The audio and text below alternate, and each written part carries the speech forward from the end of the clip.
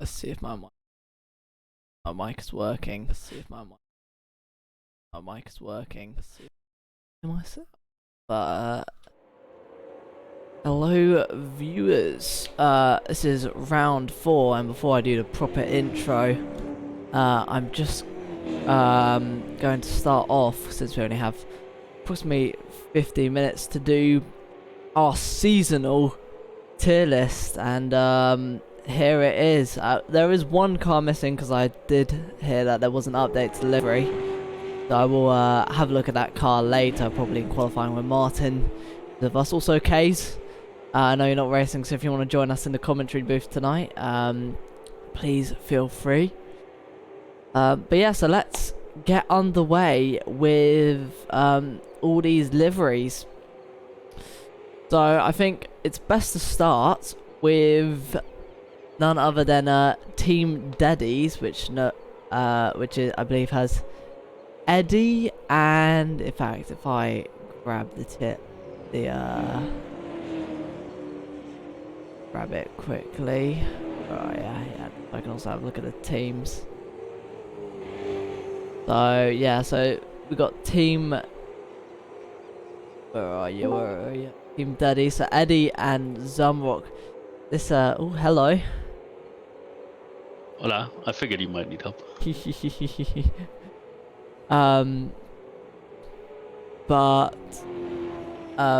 Yeah, so I was just started with Eddie's on the tier list.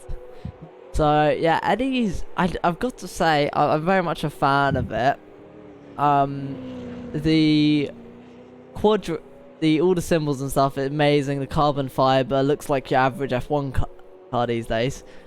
I've got to say, it's quite a nice livery, and I don't think we've had a nice proper neon purple livery in a long time, so I think we're going to start off strong, and I think that I'm going to put that straight into S. So starting off strong today. Next is, I wonder if I can zoom in, get these pictures a bit bigger. Yeah, here we go. So next is I believe this is Ellie's and Fox. Yeah, Ellie and Fox are the Mad Cats Racing. Mad Cats Racing. And yeah, their livery, definitely a good one, but nothing too fancy. I think it'd be a lot. Now, I see what you're trying to do. Trying to start the tier list without me, so I can't crack down on your bad ratings. But I think, unfortunately, I'm gonna have to put Ellie's into a C. I'd have to give it a C there. I guess it's fair enough because it's technically not a finished livery. Yeah. Like, she sent it to me as a work in progress, and there has been no update ever since. But yeah, so next is Ghost's livery, which I know for a fact was very much a quick livery.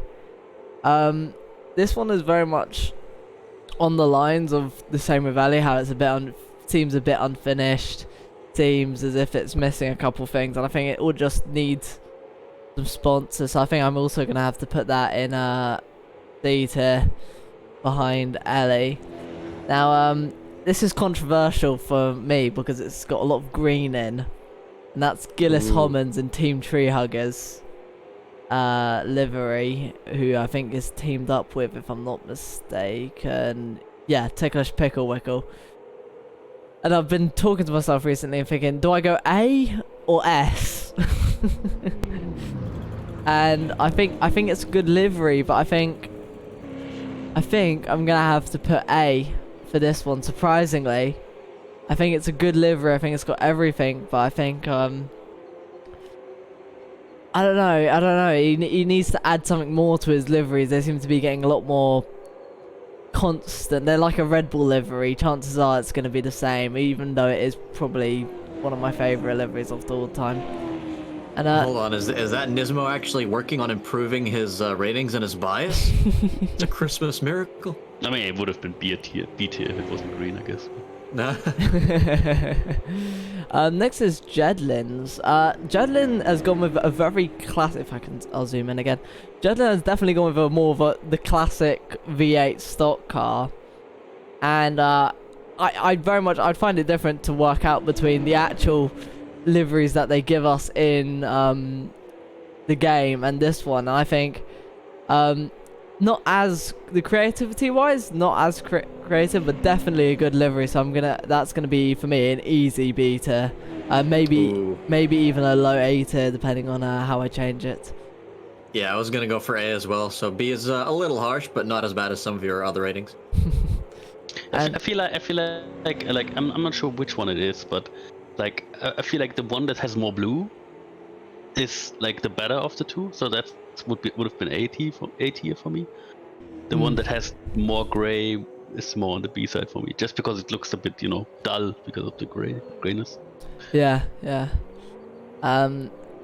And now, well, talking about controversial, we've now got the Harry Hooters livery,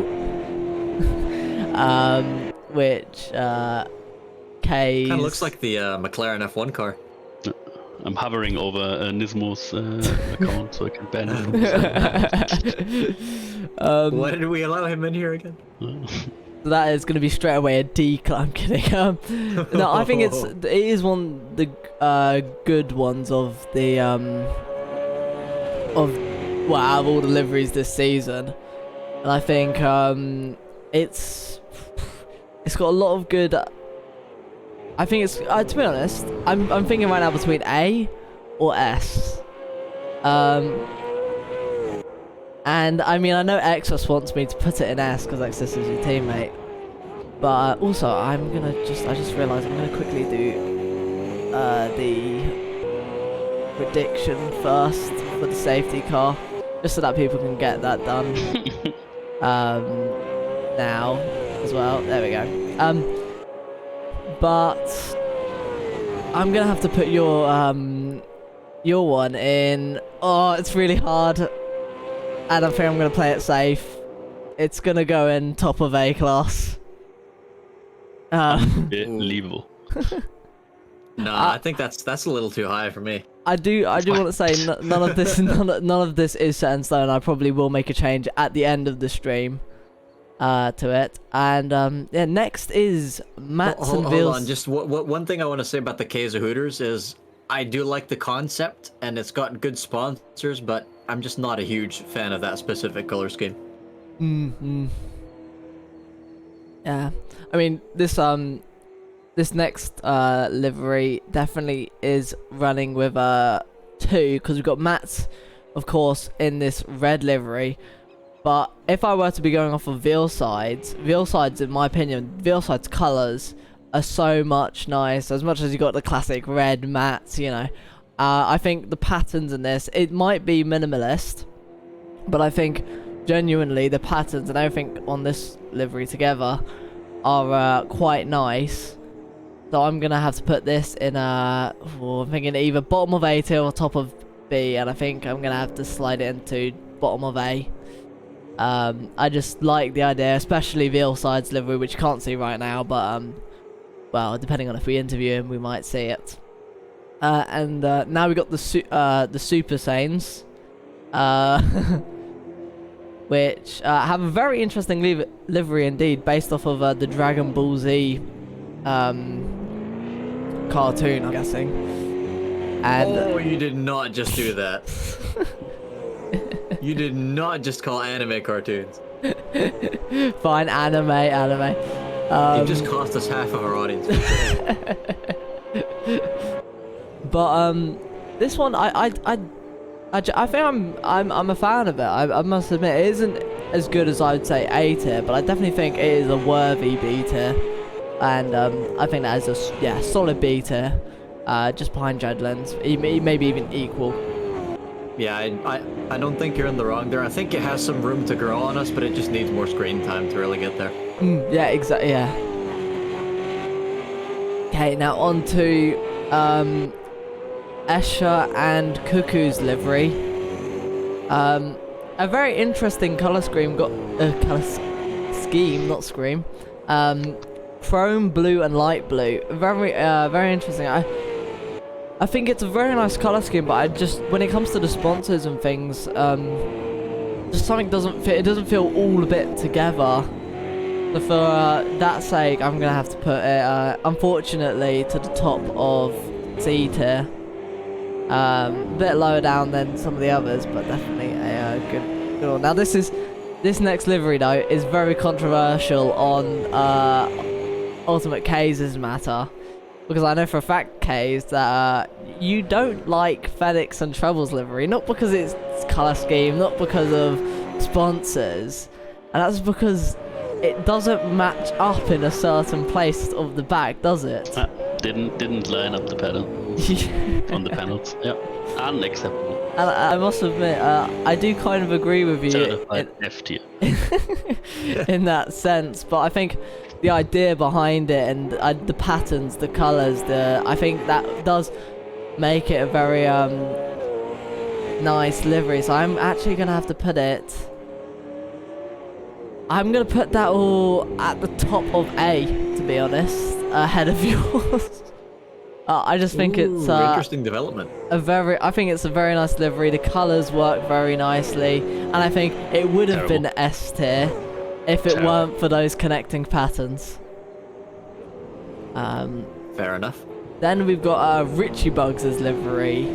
Well, and Divas, of course. One. The Red Bull Shit Racing, and as a Red Bull fan, I'm very much a fan of this indeed. And I must admit, I'm just trying to figure out, is it S-worthy? Is it very much S-worthy? And I mean, it's a good design, it's got good colours, it's got Red Bull on it. I mean, I've just found out my kryptonite, a green Red Bull livery. Oh no. No, that colour scheme wouldn't work, but I think it's a great livery. I think it's fine enough going to be behind yours, Ultimate K's, and in between yours and Gilish's. I think it is a great livery, but I just don't think it has that oomph compared to the others. And now we got before we move on to the next one, though, I do want to mention, I do agree it has some great sponsors, the Red Bull Shit Racing car. Unfortunately, just not quite as much pizzazz as last season's livery. Yeah, no, I completely agree on that. On to our final two now. So, well, we're technically final three because there is one that is missing, which I hopefully will see on the track, and I'm very much a fan of it as well. That'll be a little hint one, but yeah, TP no control, and who's his teammates? I can't remember. I mean, that being said, that livery was of TP no control and Lock, which never drove a single official race. Oh, okay. So like, this livery will not be seen on the track anymore because they have been replaced by a completely new team. Well, then I guess it doesn't bring me too much disheartened when I put it in D tier, considering that. Yeah, I mean, it's really another unfortunate case of nice concept, like for instance the consistent themes that we see on the rear of TP's car, but yeah, it's just the actual livery itself, not a whole lot of effort put into it. Yeah, exactly. And yeah, this second last livery definitely it is one of the top ones for me, excluding Svi's one. I think looking at Xevious one, I find out I'm gonna have to drag this one up into S tier. I'm gonna quickly hurry this along because I'm pretty sure. And I think this is one of the greatest. I mean, I put it I put it on the front cover of the trailer, so it's gotta be top. But yeah, no, I think that is such a great livery, and yeah, I think B tier at most. No, I like this livery. It just looks like a default livery. I mean, it's alright, but I think when you look at it closer, especially because they've got a lot. There's one thing that really hopefully I can't zoom in enough. So on this just proves my point. On the side, I think everything is normal gloss, and then the line on the side is just chrome, and I think that is such a beautiful little thing to add there, just turning it, and I think that very much clicks one of my gears and instantly moves it from an A tier, which I think where it would have been, straight to an S. Well, don't get me wrong. I love Chrome, but there's only one line of it. You need more than that. It's not about overdoing the Chrome. It's about having enough for it to be prominent, to actually There is no such thing as overdoing Chrome.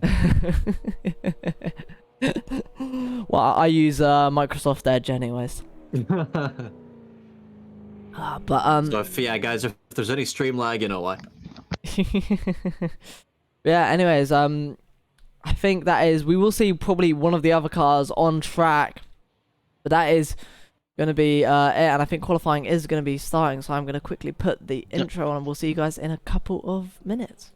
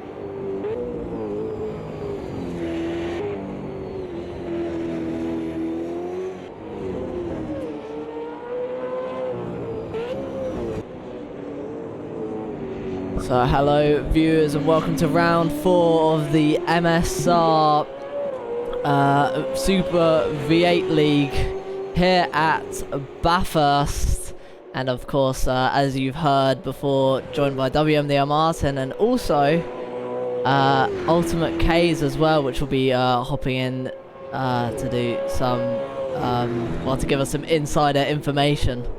Greetings. Good day, good day.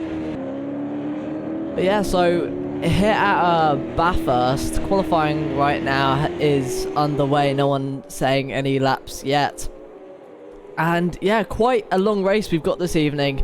Not your classic 2 half-an-hour races or your one single 1 hour race. Instead, tonight we have an hour and a half of racing here at Bathurst. And by having a look at all the predictions of whether people think there's going to be a safety car or not, I'm pretty sure people think there are. And I think especially on such a complex track like this, especially in this mountain section which is coming up, well, I'd be surprised if we don't have any safety cars tonight. Yeah, I mean, especially with turn 2, as Ellie kind of has a bit of counter steer going through that one there. When you're going through with the entire grid, the chance that someone ahead of you bins it and then you have no way to avoid them is extremely high, even on the cleanest of grids. So I think if there's any track that we're going to get a safety car this season, it's got to be this one. Yeah, I mean, luckily though, we won't have to worry about any kangaroos on the track like the actual Bathurst. But yeah, so I think I'm going to be genuinely surprised if we don't have any.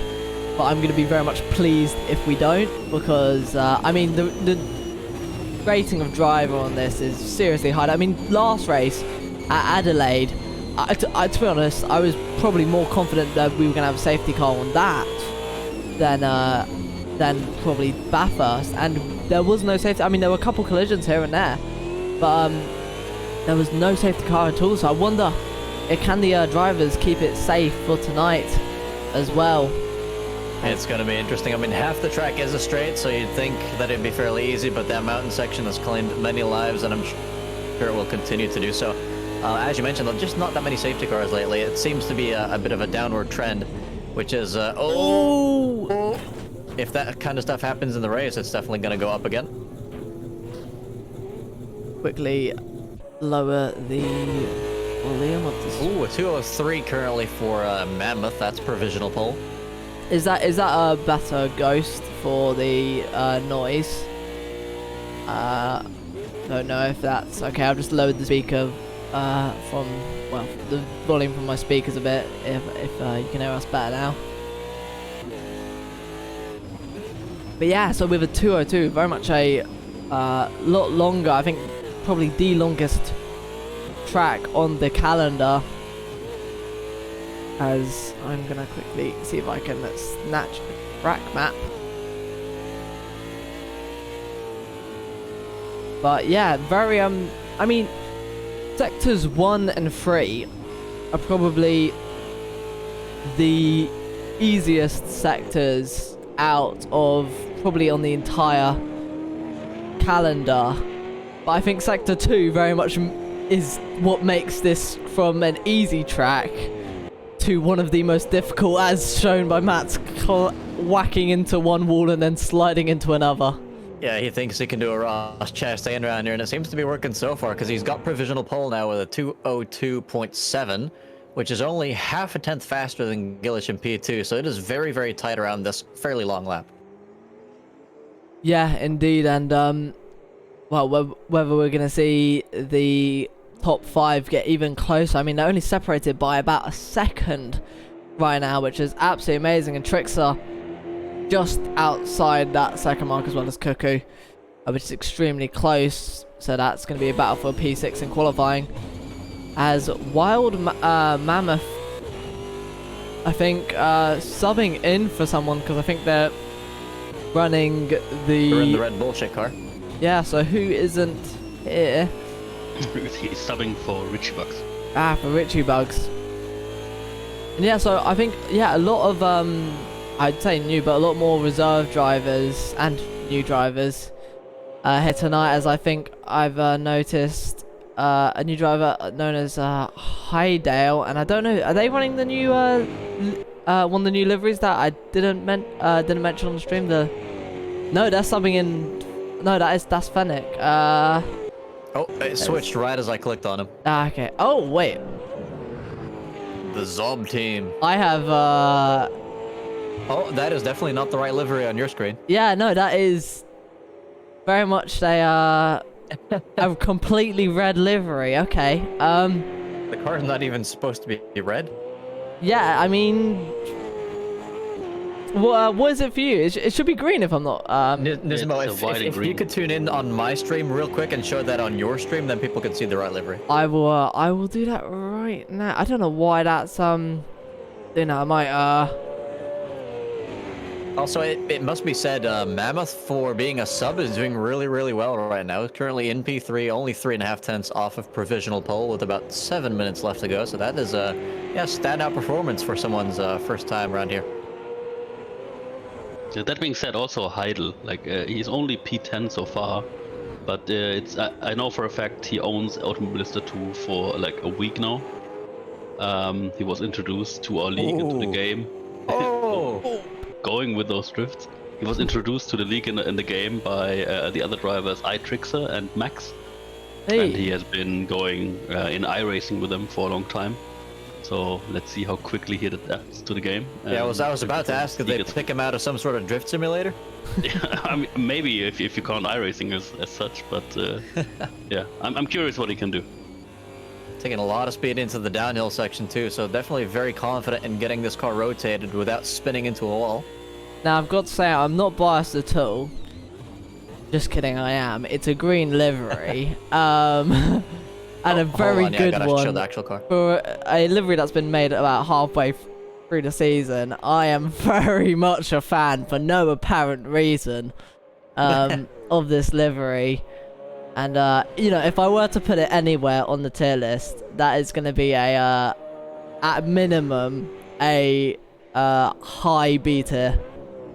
Oh, really? That kind of shocks me. I was gonna give it an A tier, and you're saying B tier at minimum, even though it has green in it. I know, I just, as much as it's got the green in it, you know, my non-biased ways are behind me, and I think, I don't know, with me there's something that's just missing on that livery. Maybe it needs some top sponsors or needs some more, but yeah, no, I think it'd either be a low A tier or a very much a top B tier for me.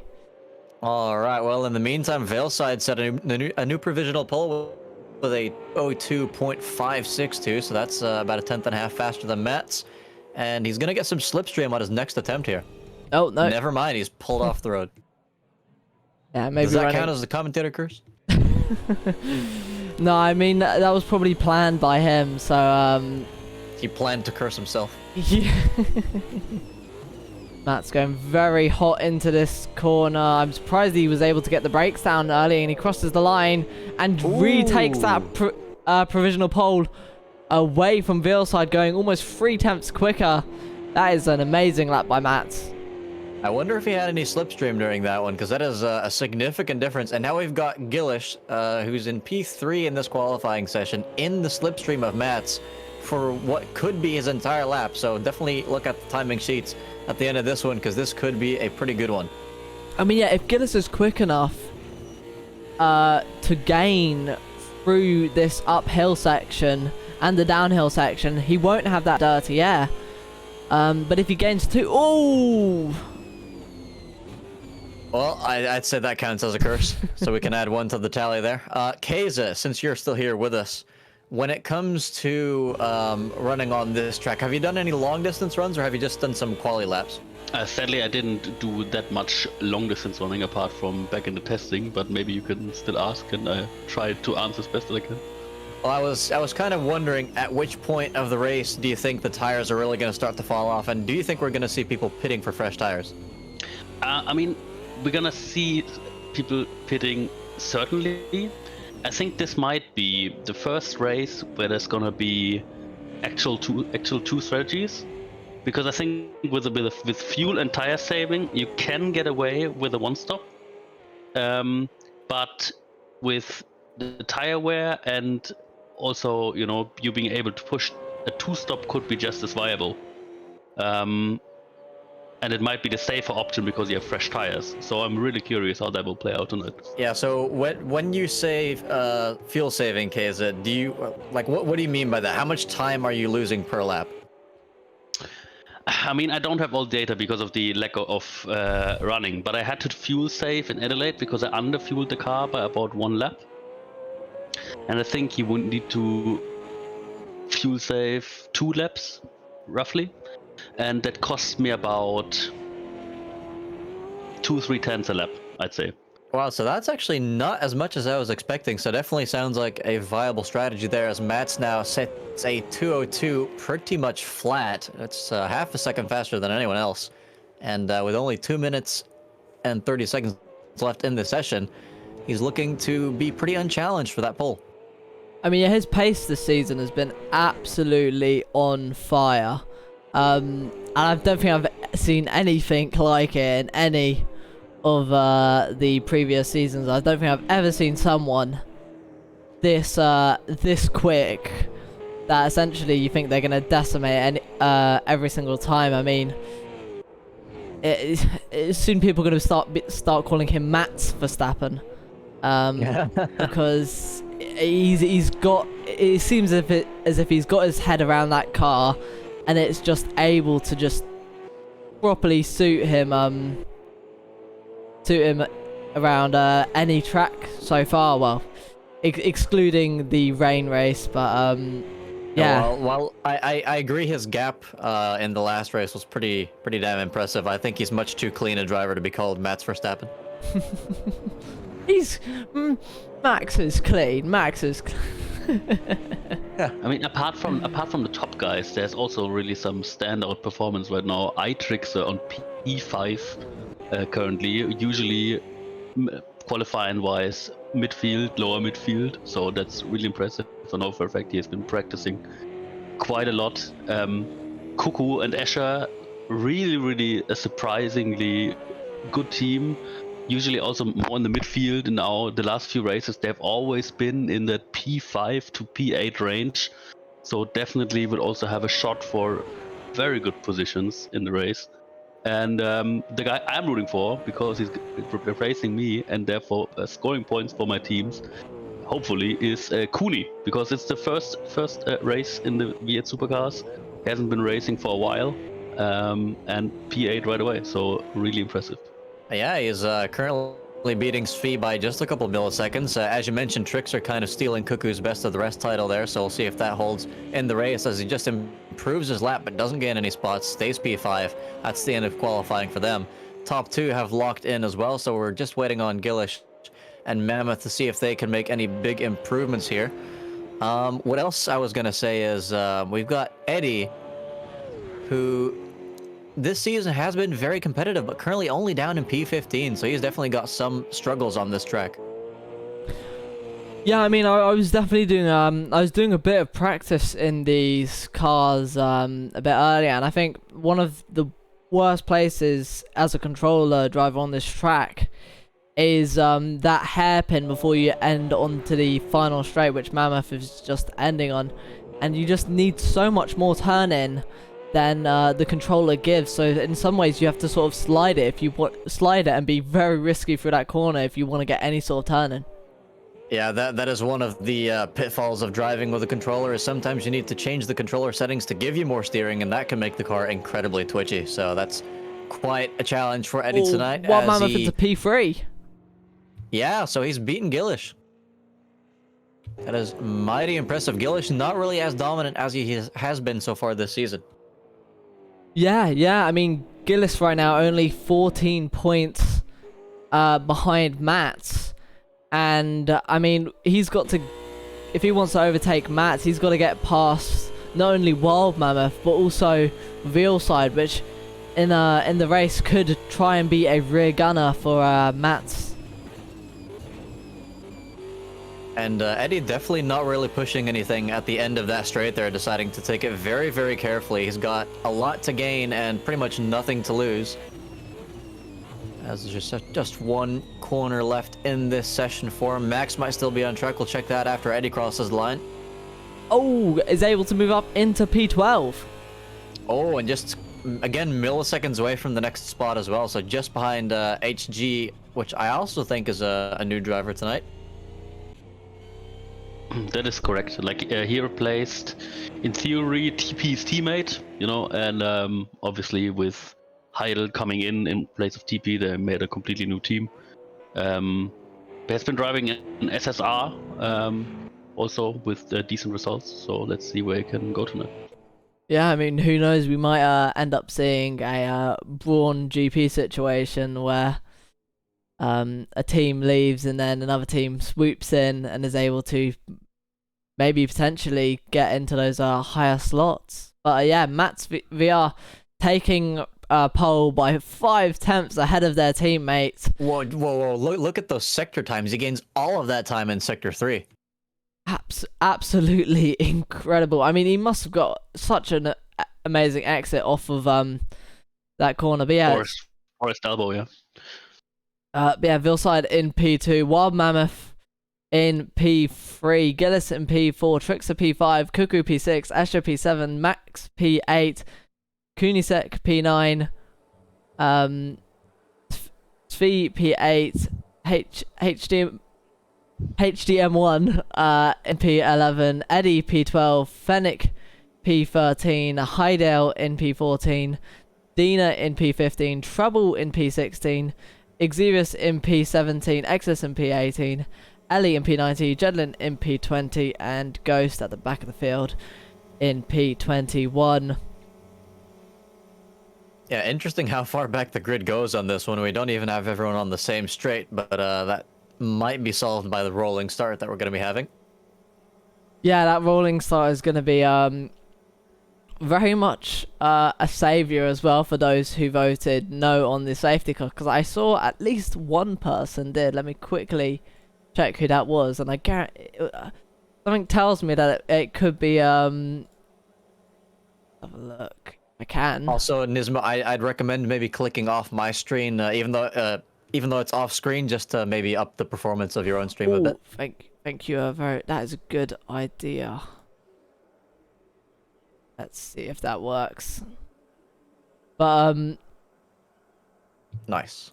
yeah. So yeah, Mats is going to be leading away with his teammate, who is in P2 next to them, and I'm curious to see how quickly Mats could potentially get away from the field. I mean, in the last race, I think it was by lap after lap 1, he was about 5 seconds ahead of any other driver, and if he's bringing this pace again and doesn't make any mistakes for an hour and a half, we could see him potentially overlap a few many drivers once again.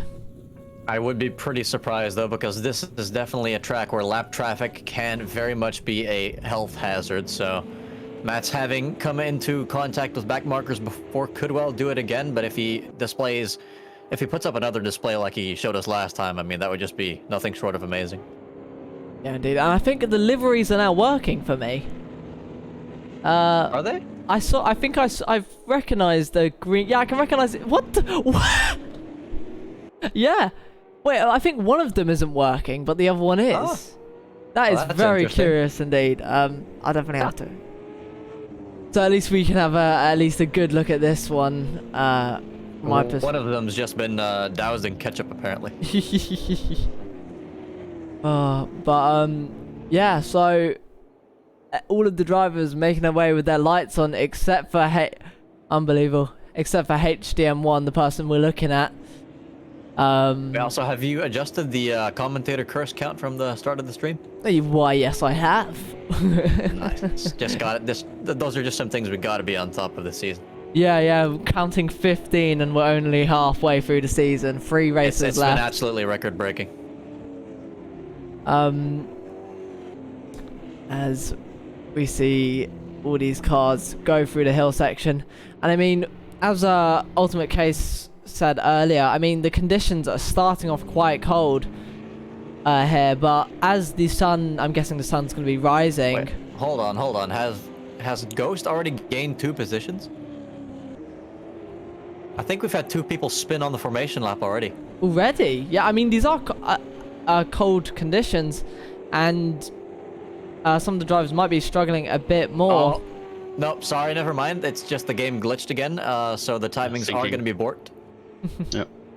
I thought we could finally get used to normal races again. I guess not. I think my ones look fine. Well, for me, it says Trouble and Ellie are permanently at the start-finish line, so... Oh, yeah, that is not the same for me. Yeah, but if it's fine on the stream, I guess that's okay.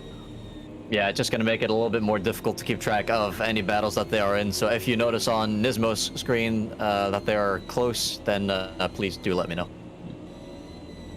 Yeah, will indeed.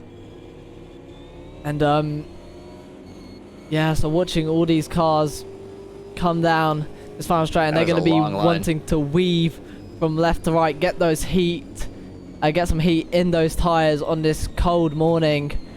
I'm guessing it's morning considering how low the sun is. And 6 as a.m. in the morning. 6 a.m. Yeah, so it's probably quite cold, but as the day goes on, we will see the track get hotter and these cars get very much quicker. And yeah, so hopefully we'll see some amazing battling on this start, as all the drivers now slowly approaching the formation zone. And just a quick question for you, Nismo. If we do get any amount of safety cars, how many do you think we could get around here? I mean, once one starts, there's always a chance for another. So I mean, we have seen that kind of cascade into 7 or 8 safety cars before, and back in the PC2 days. I think the grid is now going. But yeah, exactly. I mean, safety cars bunch up, and they can very much even cause more incidents than the original. But as Mats comes around that final corner, it's him to lead the pack. When is he going to go? When is he going to go? Everyone's on the main straight. And I think he's off. Oh, and Vilside instantly trying to defend off Wild Mammoth, who gets quite a good run. Gillis as well getting an even better run, making it into P3 already. Instantly getting past Wild Mammoth, and that's a driver off in the background. That could be the likes of, I think that could be Svi. Yeah, that's Svi off. But he has managed to keep it going, so nothing too painful there yet. Not the best start from Mammoth, though, down into P4. Everyone clean so far through turn 2. That's the most important part. You see all these cars try and make it as cleanly as they can, but this is probably one of the most dangerous sections. The let me grab the track map. Yeah, this section definitely the most difficult because there are just too many different lines in such a narrow area, and I think it can very much put drivers off as we head through these really quick and tight sections. No deaths in turn 2 on lap 1. I've got to say, I'm already impressed. Yeah, absolutely incredible driving so far as they head down that sort of corkscrew. Yeah, Mats is already kind of starting to pull away in the mountain section. He's got about a 1 second lead, but it's still very, very tight for P2. So Gillish is definitely looking to get his traditional early overtakes done. Yeah, Wellside really playing the rear gunner here. You can see at the start, defending right away, letting his teammate run away because he's the one with the title chances with Wellside winning around. So I'm guessing he will play the rear gunner all race. I could imagine though. As Eddie and Dean are now side by side on the back straight into one of the most dangerous corners on the track. Who's going to come out on top? Oh, Eddie decides to lift off, but that almost left him compromised. To Dina behind, there's contact behind, and I think that's Dina potentially off into the gravel. That is indeed Dina off. I saw someone kind of send it down the inside of that really high-speed corner, then think better of it, and then someone else just outbrake themselves. So yeah, that has left Diener well and truly out of contention for the first 2 laps, but still pointing in the right direction, so not a huge time loss. Yeah, I mean, only one driver properly affected, so no safety car yet, as we watch all these cars absolutely barrel down into Quarry. And yeah, as you said, on McKay's Veilside very much playing the rear gun, and Gillis trying to go for a move through this section. Veilside defending and keeping it ahead. But yeah, Gillis clearly having this early start pace. And yeah, he's going to need to get some fancy footwork done if he wants to make that overtake on the mountain section, because that seems to be where he is the closest. Yeah, I think definitely on this track, there's 2 things that the drivers are going to be considering, and one massive thing, and that's how much do you push? And do you push enough to the point where you're risking hitting the wall, or do you play it safe to the point where you're risking getting overtaken? Guys, I think that would be an interesting thing to answer for you. Okay, again, I was caught out for a second. So for a track like this, do you, and for how long it is as well, do you potentially risk hitting the wall and trying to keep your quali pace up as fast as you can? Or do you try and play it a bit more safe and risk getting overtaken from behind? I mean... Oh, hold on. We have a crash. That's HGM in the wall. That is a very sad-looking car. That's massively unfortunate for his first race with us tonight. The Mountains claimed its first victim. I mean, it is a 90-minute race, so I know we have aliens in the league, which are the likes of Mats, Velsa, Gillis, who probably gonna push as hard as they can for as long as they can. For the normal human beings, like I would call myself to it, that's not possible. So I would play it safe, lose a tenth or 2, because if you crash, you're gonna lose several seconds, maybe 30 seconds if you have to pit or more. It's not worth it really, especially this early in the race. But these guys go at it as if it was like a 6-lap race. It's crazy. Yeah, so it's as we're already seeing a bit of a move into turn 2 there, but not really getting a better exit. Mama still staying behind Gillish for now. Nismo, do you think Gillish is going to make it past Veilside first, or do you think Mammoth's going to get a move done on Gillish first? I mean, we saw how aggressive Gillis was at the start and how he instantly made that move, but it seems as if he's lost that beginning pace and the pressure is now on him. And I think we definitely might see a move from Mammoth as Veilside is actually getting away. And that's more contact on the wall. That's not going to be good for him. That's even while Mammoth's trying to stick his nose down in a place where no nose should be stuck. That is one way of putting it. But yeah, it's definitely looking like he may already have some very light amounts of damage. And we're on the third actual racing lap now, so those tires are no longer going to be at maximum freshness.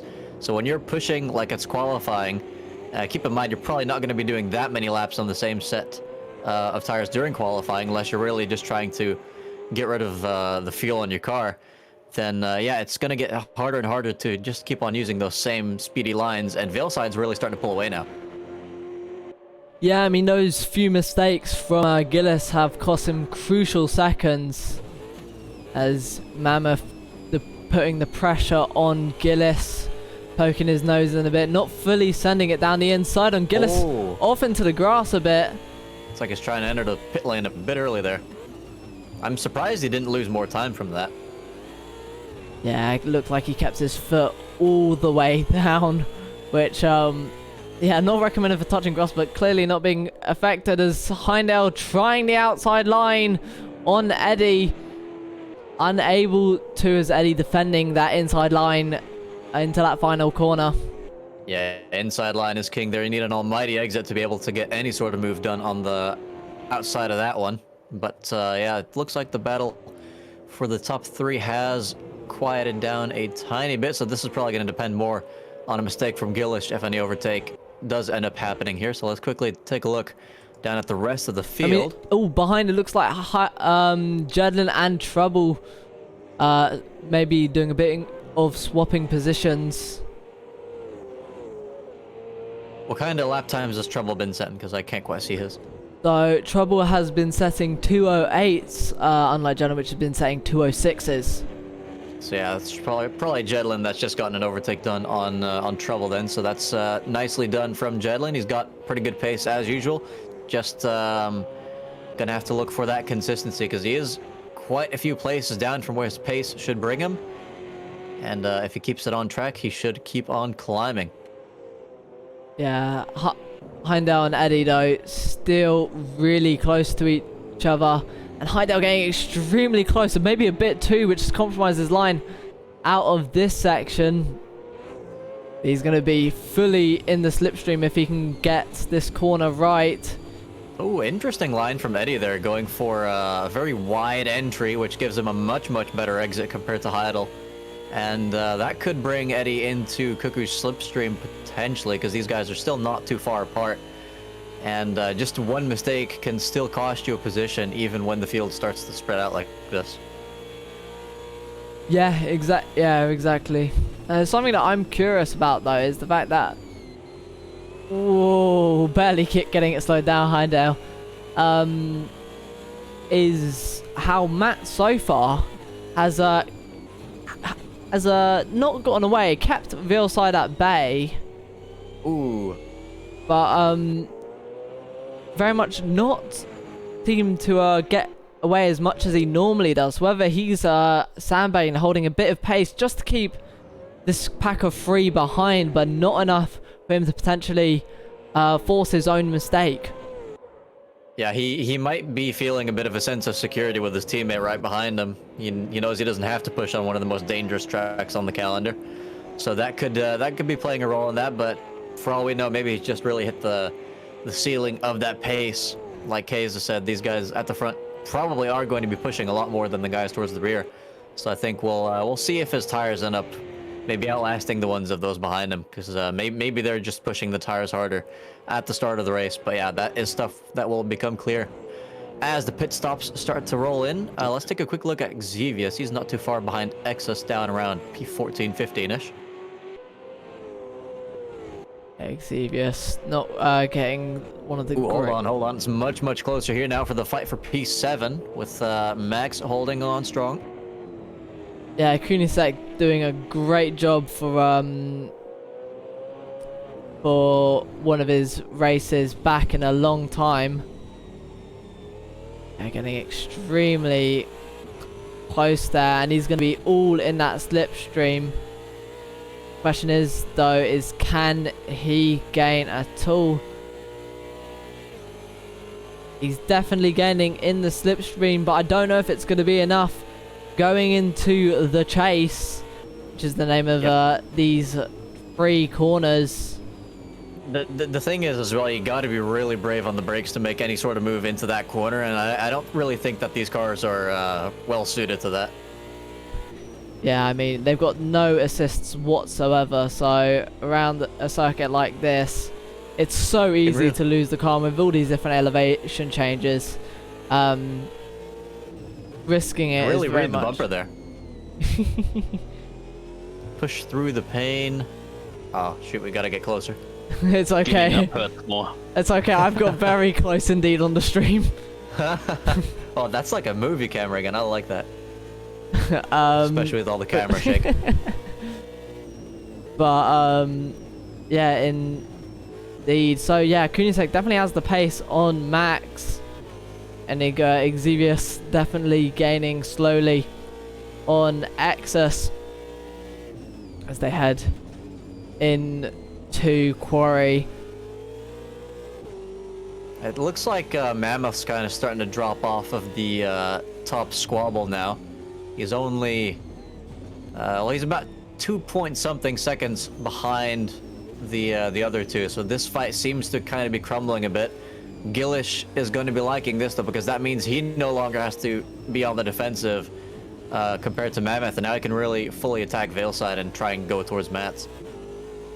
Yeah, indeed. And just look at that lap delta as well. He's been much faster now. Yeah, I mean, he went from having pace to struggling to all of a sudden having a lot of pace again. I mean, it's inconsistent, but either way, he's an alien when it comes to these things. So his slow laps are still extremely quick. Yeah, I mean, these guys really are pulling away massively from P5 onwards, which is also really tight. So I'll quickly bring back the camera to that. It's Trixer versus Escher for P5. Does Escher look for a move going to his corner? No, he stays behind wisely. And can he get a better exit? It looks like he might have, but just isn't able to put the power down as much as he goes a bit wider than you would have expected. Oh, crap. We've just missed the overtake for P2. Oh! What's happening here? That's Veilside letting Mammoth through now. He's down to P4.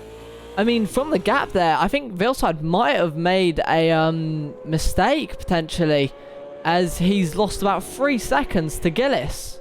Yeah, it must be, because, yeah, looking at those lap times, Mammoth, nothing out of the ordinary. Gillish at Matt's pace, and Veilside at the pace of the guys that are 10 seconds behind them. So that's definitely some sort of mistake he made there right after we switched the camera. So that's unfortunate not to catch that on stream, but his car does look fine. And so I think he should be able to at least fight for P3. I'm not sure if he can catch Gillish again. Oh, there's the fight for P3. Side by side, going into the uphill section. A very dangerous place to be going side by side. Veilside concedes, but Mammoth going a bit wide and almost allowing Veilside to get back. He would have been turned into an absolute slab of cheese if he'd decided to stick around the outside there, because Mammoth used every bit of the track he had. Even some gravel on that turn. Yeah, as they head down into the curves. No, the S's, sorry. Now, do you think these two might start to get a bit hot-headed because they know the top two are pulling away? I mean, potentially. I mean, this is a battle for the podium. And I know Wildman is going to be trying to focus directly ahead. But he's very much going to be...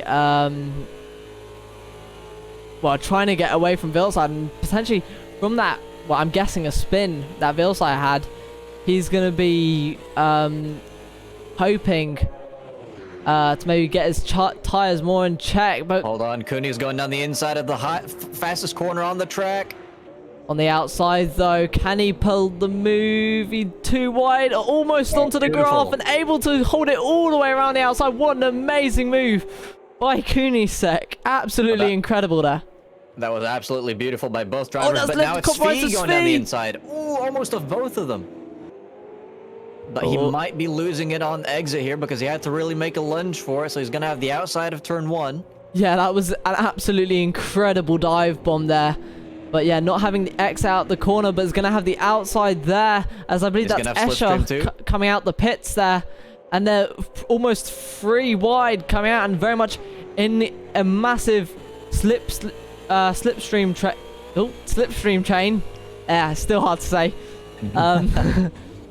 Well, one thing I was going to mention, though, is it's really, really impressive how Max managed to keep that car around the outside of that high-speed corner, because typically when people go defensive there, they end up touching the grass and spinning the car and having a massive crash. So, yeah, impressive to hold on there. And then from, I believe it was... Wait, who's the car that actually got the overtake? Yeah, then from Kunishek, really, really amazing on the brakes there. As I said, not that easy in these cars. No assists, of course, for any of these drivers. So, yeah, that was really well done by both of them. They kept it clean, and then, of course, they did cost each other a bit of time, so then Svi got a pretty good chance there, and now this is a 4-car battle. Yeah, and, thank God we need some of that action. And yeah, Escher and Cuckoo, these two having quite the good season so far, and I wonder, can they make it better? As Svi proper bringing out the Tokyo drift inside of him through that corner. Speaking of bringing things out, Mats has absolutely slammed the gas pedal down. He's just at a 2:02.8, which has grown the gap by 2 seconds on that previous lap alone to Gillish. So as soon as his teammate was no longer in P2, Mats has decided to start really flooring it. Yeah, that's exactly what I was going to say. I mean, earlier you said that he might feel a bit confident because he's got that rear gunner of Veilside as teammate. And now that he's lost that, he's probably going, okay, maybe I need to just put the pedal down a bit more. I mean, Gillis and Mats right now, the 2 championship rivals. Matt's currently leading championship by 14 points. And I guess doesn't want any sort of margin of error to lose to Gillis this race, as I think there are going to be more points on hand. What I also think is a little interesting is how the whole pack had kind of spread out by, I don't know, maybe like lap 5, 6, 7 or whatever. And now we're on lap 10. And it seems like about half the grid has reconverged into a new group around P7, right? Yeah, and is that... That's Ghost spun around. So that is, in fact, a lapped car, so no position changes there as... that is an almighty drift from C. Never quite been the person to preserve his tires. Yeah, I mean, yeah, that's exactly... I mean, there's still a whole nother 31 laps left that he's got to complete, and whether he's going to pit 4 tires with the way that he's been using them, as we see, I think Kunisek slide up against the wall a bit, and now Heidel fighting Svi's teammate Xevious for P13, if I'm not mistaken. No, for P14. So I see trouble on your stream. He's in P13 there. Yeah, Heidel very much close to the back of Xevious as they head down this swooping left-hand corner. You don't want to go wide there, otherwise there is a big gravel pit waiting for you. And I think any Carlos Sainz fans would easily be diving into there.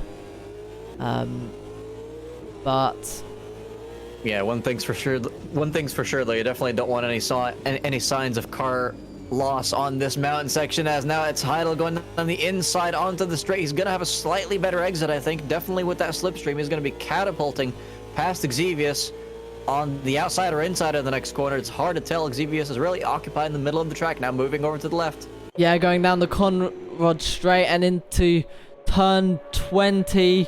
Heidel decides to stay behind, but does he go for a lunge into Chase? He seems to stay behind, but he's putting that pressure on. And I wonder, does he look for it into Murray? He's got a run going into Murray. He looks to the inside. Can he form the move? He looks to be a lot later on the brakes, and does he do it? Yes, he does. Yeah, Xevious not really looking to get any sort of switchback out of that corner, so he gave up the position there, put up a good fight on the straight. Might have a bit less aero, because that did seem like Heidel was getting a lot on the corners. But that is Heidel up into P14 now. Xevious losing that position, and, well, not under any immediate threat, because I think the next car is about 10 seconds down the road. Yeah, the grid definitely splitting off as we watch the battle between Kunisek and Svi. Now, hold on, Nismo, one sec. Kaz, I want to ask you another question. We're on the 10th actual race lap by now. Does it look like anyone's fuel saving too so far? It's really, really tough to say because obviously you don't know the individual level of the drivers, and with the long straights you can save a lot of fuel by lifting and coasting without actually losing that much time. So it is really tough to say. I think like Exus. Wall. Not... Yeah, really sad. Let's hope he rejoins safely. That's gonna hurt him a lot now, position-wise. Oh yeah, because he's got to wait for everyone to get through. Yeah. Hopefully that's a safe rejoin. I think it is. Oh, he's gonna have to stay put again though. Oh no. Yeah, this is an incredibly awkward spot to have to spin around. So not only does he have actual car damage now, he's got roasted tires and about half a minute of waiting as well. Can add a pit stop on top of that as Veilside now comes into the pits. That's an early stop. Yeah, I would be surprised if that wasn't for damage. Has he missed his pit box? Something's not right. Oh, he's retired from the race. That is massively unfortunate. That is one of the top contenders out. But that means iTrixer is promoted to P4. I think this is his highest running position so far. So he's gonna be ecstatic because of that. All right, especially because Escher is no longer behind him. We'll just have to wait and see if Keza ends up getting his very first own commentator's curse after that one. But yeah, Trixer doing quite well so far. About 3 seconds up the road of Svi. But yeah, he's been pulling away, so definitely doing a good job there. Mammoth gonna have a very lonely race now unless he can somehow bridge that 4-second gap to Gillish. But it's been consistent over the last few laps, so that's gonna have to yeah, we're just gonna have to wait on that one. Yeah, I mean, yeah, as you said, Case, Trixer's highest position so far this season has been P7. So yeah, as you said, he's probably going to be holding his breath right now, hoping that somehow a red flag is going to come out and it holds all of these positions as they are somehow. But hold on, I just want to mention Kunishek has not gone for a pit stop. Well, I mean, maybe... he might have to after that. That was quite a big hit. But, I mean, his car's a bit damaged. Not, I would say, too much damage that we've seen, unlike some of the other drivers where entire bumpers have fallen off the front of the car. Yeah, let's stay on board so we can see if he's got to do any sort of steering correction on the straight. Because he definitely made a lot of contact with the wall when he was trying to rejoin the track. Well, actually, hold on. I'm quickly going to go check up on these two. It's Escher fighting Eddie now for for the top 10 positions. This is really, really close, and Eddie's been kind of slowly gaining position after position, it seems. Yeah, it looks like Eddie planting it through that corner, and Escher deciding to stay behind. He's also got to watch out for Trubber and Hydale behind.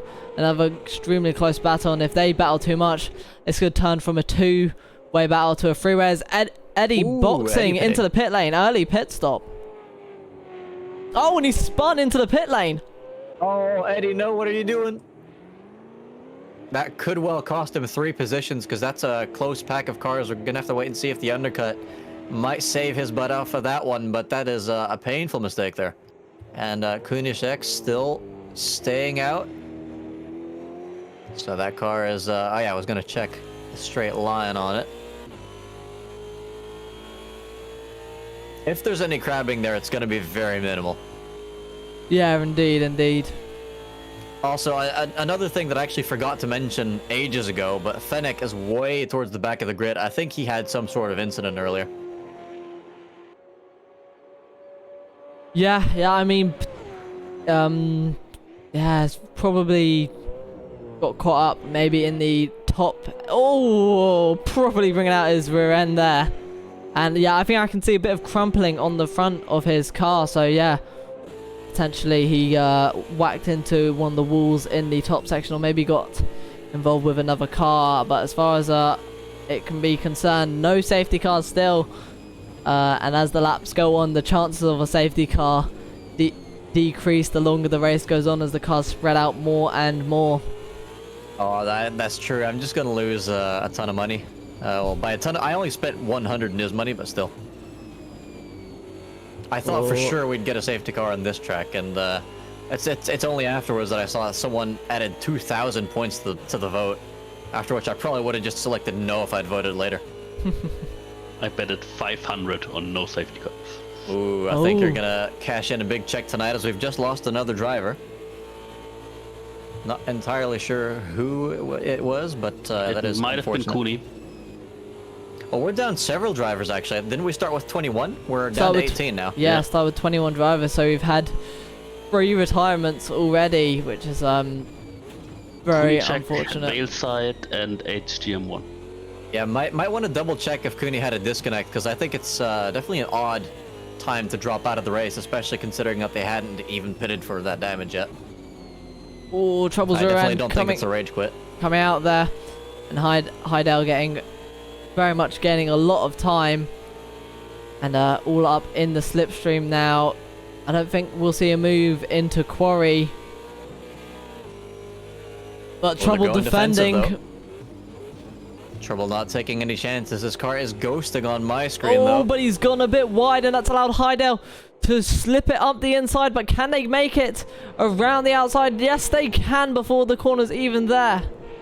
So yeah, good racing and consistency by Heidel there. Trouble probably suffering from a bit of a lack of practice, which is on this kind of track really not what you want to be having, but still doing relatively well. I mean, fighting for top 10 positions is no fluke in this league, and Mammoth is only about 3 seconds behind Gillish now, so he is actually catching him. Yeah, I mean, Wild Mammoth having an absolutely amazing debut today, getting P3 for being a sub, which is just absolutely amazing. And I think the next season, if he joins us next season, I think a lot of drivers are going to be saying, "Hey, yeah, I saw what you did last season. Join me, please." By the way, just to give an update, Cooney's game crashed. Yeah. I was about to ask him because he just joined us in chat. Hello, Cooney, and sorry about that. Was a good race up until the spin point, but yeah, unfortunate for your return on the league. But yeah, so Heidel though seems to have some pace that has absolutely ignited. And he seems to be the one who's going to be making the overtakes on people as... Oh my god, I wasn't expecting him to break that late, or maybe Escher breaking a bit early, because... He's got a lot of confidence going into the corners. I saw it in the previous one as well, just shaved about half a second off of that gap. So I think it's only a matter of time before Heidel maybe tries to go for Jedlin up ahead in P8. That's about 10-second gap, though. Yeah, no, that puts some I'm not even racing, and I felt the my heart absolutely race. I don't know how Escher felt when he saw that car absolutely gain into that corner, but yeah, could have been a code brown, because I mean you never want to get hit up the rear, especially around here, and it does happen. So indeed, Heidel taking very careful line into here. That might be saving well, some sort of strategy for saving the tires in the mountain section. As they head around, and I think they're about to approach a lapped car as well. Yeah, I think that is the lapped car. I mean, it looks like the car potential of Ghost. Yep.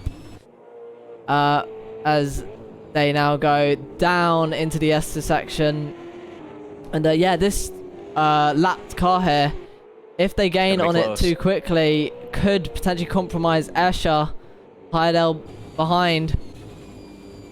Oh, I think it's just on time, but Heidel's cut that one a bit too tight, so that's ruined his exit. And now Escher's got the back marker slipstream, so he should be good for these next 2 corners, I think. Yeah, and Heidel, hitting that. Will definitely lost his exit, but he seems to get an absolutely amazing run. Where's this come from? Oh, it's because Ghost isn't getting out of the way. That is Escher having to be very careful as Ghost now misses the corner. Escher misses it too. Escher. Wow. I've seen copying mistakes before, but usually not at that level, and especially not copying a back marker. Yeah, and that is Heidel straight up into a P9. keeping behind and putting the pressure on. And yeah, Escher sadly dropping down to P10. That's definitely one of the more remarkable overtakes we've seen tonight, as Cooney's now saying, "Sorry, Kaiser, please do not fine me for bad performance as reserve driver." What do you have to say about that, Kaiser? No, I could never fire Cooney. He's did a really good job, and it's absolutely out of his reach to do anything about the game's performance. Really nice to have you back, Cooney, as well. I hope you join some more races from us in the future. Definitely some nice words of recognition there. Now, quickly going to check a couple more drivers up and down the field. It seems like most of the big battles have temporarily died down. We're on lap 16, only the 15th racing lap of 41, so there's still a lot of this race left to go. This is, of course, Mount Panorama, one of the most difficult tracks to survive on, so we'll see if people can keep it on track as their tires start to wear. Not many people have come in for a pit stop yet, so I wonder if that might be an indicator of people going for the one stop. Yeah, exactly. I mean, going into this race, I was thinking from the 1 hour Adelaide race whether people might potentially think about going for a 2-stop, considering that's an extra half an hour. But as it's lap 17 already, I don't see a reason why people wouldn't now go for the 1-stop and try make it from lap 20 onwards, and whether we might also see people put on new tyres now to last them that extra mile. I do wonder indeed. Now, if I'm not mistaken, I think this might be the closest chase here on track. We have Mats a couple seconds down the road of Svi, who himself is only a couple seconds down the road of Trixer. So that battle for P4 may well start to heat up a little bit soon. I think Svi has been catching Trixer. If we look at those lap times, yes, he has. So now it's just all going to come down to consistency, and if Svi can keep it on the road and get an overtake done. Yeah, I think, yeah. As we say that, I think he's just touched the outside barrier there. Yeah, I've got to admit, Max and Trixer, the two teammates, having an absolutely remarkable race tonight here in Bathurst. And I mean, if they keep it on the track and keep their positions where they are, I know this is definitely asking for a commentator's curse, they're gonna have some absolutely amazing points. I mean, in the team, in the if I can find it, I think Svi's pushing a bit too hard because he's starting to turn in a bit too early for some of these downhill mountain corners.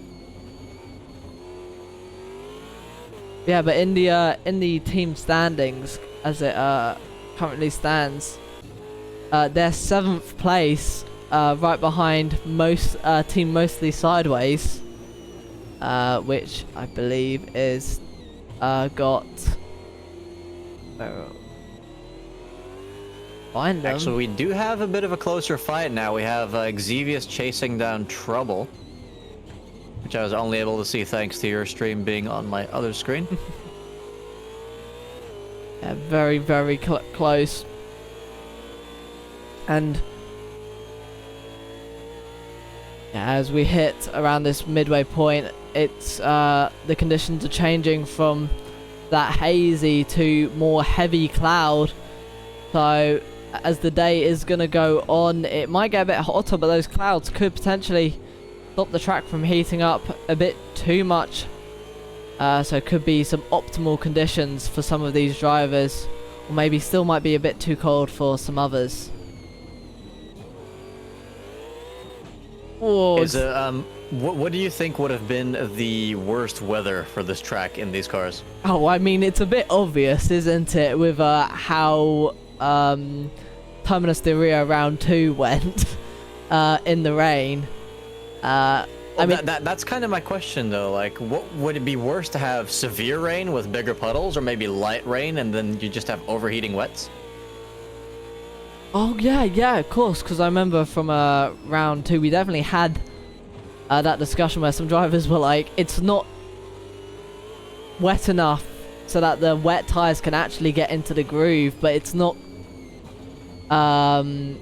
dry enough to put on slicks. So I mean, it probably around those same temperatures, especially with how many elevation changes on. Your rears are going to be absolutely fried if it were the same conditions as Terminus, the Rio Hondo. Yeah, I mean, it's definitely an interesting case study for this track. I don't really have that much experience on it in this game, but it's got long straights to cool the tires down. But with that entire Sector 2 being a vicious mountain sector, I'm not sure as... Oh! That is trouble, having some trouble with his lines there.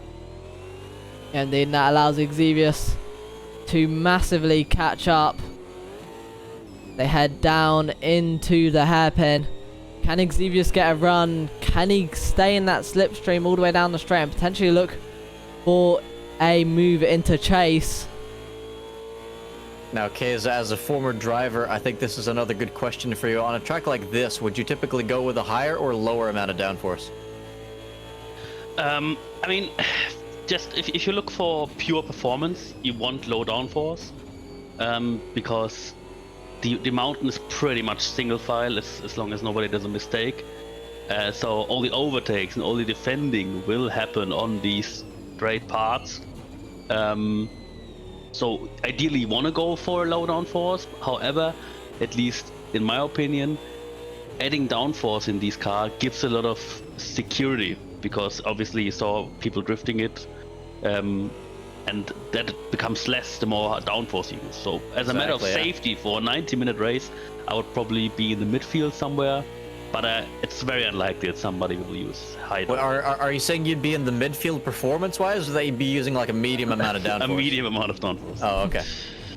Ooh, as that was Xevious kind of looking to change lines there, but trouble shutting down the door, albeit a little slowly. Yeah, we've seen Trouble defend over this. Oh my, yeah, getting extremely close to Xevious is.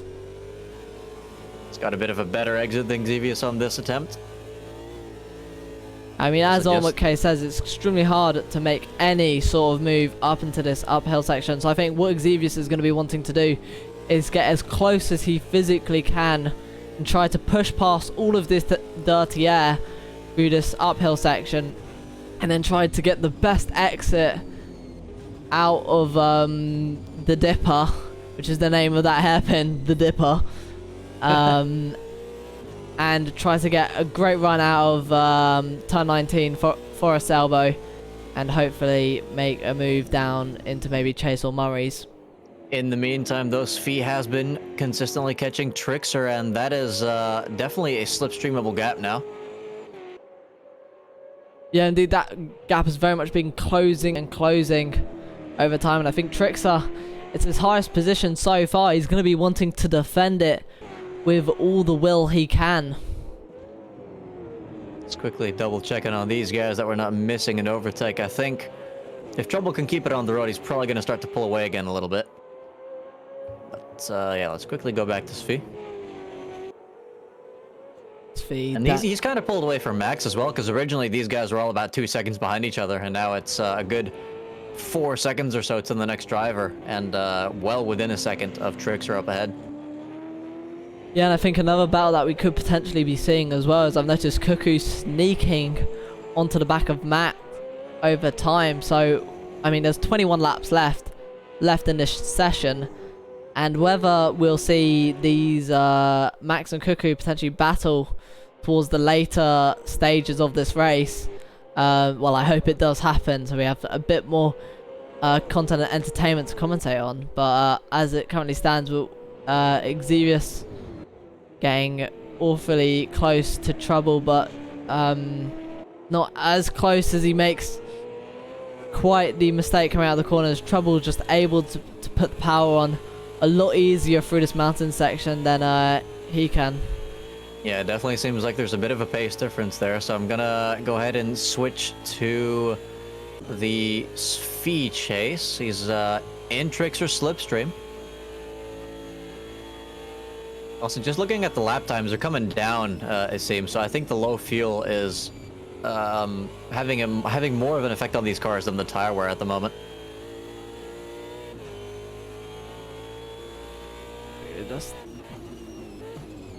Whoa, Svi almost losing his rear. You can hear those rears just lock up and slide.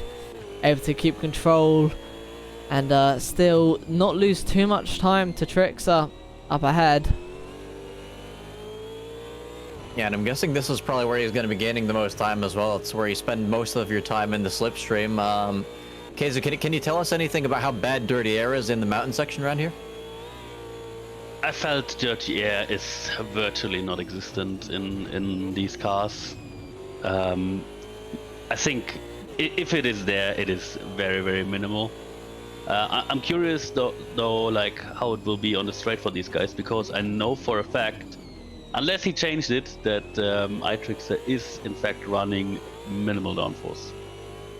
Wow, I mean he's doing an amazing job to keep his car then on the uphill section. And this is definitely looking like Svi's starting to struggle a bit on his tires now. We're about halfway through this race. I think most people are gonna start pitting soon. It's definitely looking like it's gonna be a one stop as well, unless people are gonna have to add an extra stop late for fuel. But yeah, I mean it is the halfway point in this race. Yeah, also looking at the times between Svi and Max, Svi losing about 7/10 last lap to Max, so potentially this gap might go from him fighting the Super Saiyan car in front of him to defending the one behind him. another, oh, I was gonna say we better watch out for Gillish and Mammoth, but they're both coming into the pits now. So I'd say that's the opposite of a commentator's curse. That's an accurate commentator's prediction. Yeah, I don't know if any wheels are going on. I mean, I see wheel guns being used, but I don't know. They're not the only ones coming in. Svi's coming in too, and you can bet that there's going to be fresh tires put on that car. Yeah, indeed, everyone boxing. Max decides to stay out as well as Trixer. So the two Super Saiyan teammates deciding to go as long as they can, as well as Mats as well. But I think Mats has such a gap at this moment to the point where he does not have to worry about being overcut unless he makes a mistake. Oh, Mammoth already coming out of the pit, so it looks like that pit stop was way faster than whatever was given to Gillish. That gap has grown. Yeah, I mean, maybe before he went into pit, he had a bit more fuel. I mean, who knows? Maybe Gillish put in more to try and knowingly get him to the end, or maybe Wild Mammoth maybe risking it a bit, that he might have to fuel save a bit still. In the Xevious Trouble fight, we have Xevious staying out as well, and Trouble coming in. Yeah, Svi just coming out behind his teammate, and I wonder, is Svi going to be able to gain on his teammate? And if so, I wonder, would Xevious let him by? Because as far as I'm concerned, Xevious not pitting yet. Yeah, Xevious is definitely not boxed yet. And I mean, there were a couple people who boxed early on in the race. I don't think he was one of them. But even if he was, he's going to have to pit again for sure, because I don't think you'd be able to make it on fuel otherwise, and you'd definitely be torturing the crap out of your tires. Mats, though, coming in after both Mammoth and Gillish came in, so they have the undercut, but I don't think it's going to do much around here. Yeah, I mean, just look how far the closest car on track is Trixer, and he still needs to box himself. Whether he'll do it this lap or maybe go for another, I wonder, as he pulls to the left, our right, and heads into that pit lane, and his teammate following. Yeah, they've got to be on the limit of fuel consumption, as it's track suggestions there rather than track limits coming into the pits. Looking at Mammoth, though, yeah, that gap to Gillish, well, it's kind of broken right now, so we're going to have to wait for Mats to properly settle maybe a sector time before these gaps fix themselves. So I want to see that delta between Mammoth and Gillish. I mean, it says minus. I'm going to guess that's... Yeah, it looks like it's about a 4-second gap, and I think it was maybe slightly less than 2 when they came in. Yeah, an incredible pit stop by the Red Bull Shit Racing crew. I just love how you say that with such a straight face. I mean, with the team names this season, you know, it's at this point a challenge. Every time I say Heidel, though, on the back of Escher. And I wonder, is this going to be a battle in the making? And I believe it is. Heidel all the way on the back. We saw Escher was actually ahead before the... Heidel was ahead before the pit stops. Oh, that looks like he's being let through. So Escher deciding not to fight that one. Heidel with a lot of pace being let through. I'm going to go ahead and switch to this fight now because we have Trixer, Svi, and Jedlin all fighting for P4 now. This battle really came out of nowhere. Yeah, and Svi all over the back. It looks like he's trying to actually make a move on Trixer right now. I think after Trixer boxed, he was probably all over the back. Yeah, he's putting the absolute most pressure that he can right now. And I wonder, could that potentially force him into a mistake of his own and leave him also vulnerable to Jedlin, with Trixer backing him up into Jedlin behind. I mean, just look how much time Jedlin's gaining as well, and you've got Max just behind these guys, so it's quite the sandwich going on. Not sure how these guys got here though. Do you think Jedlin might still need to pit?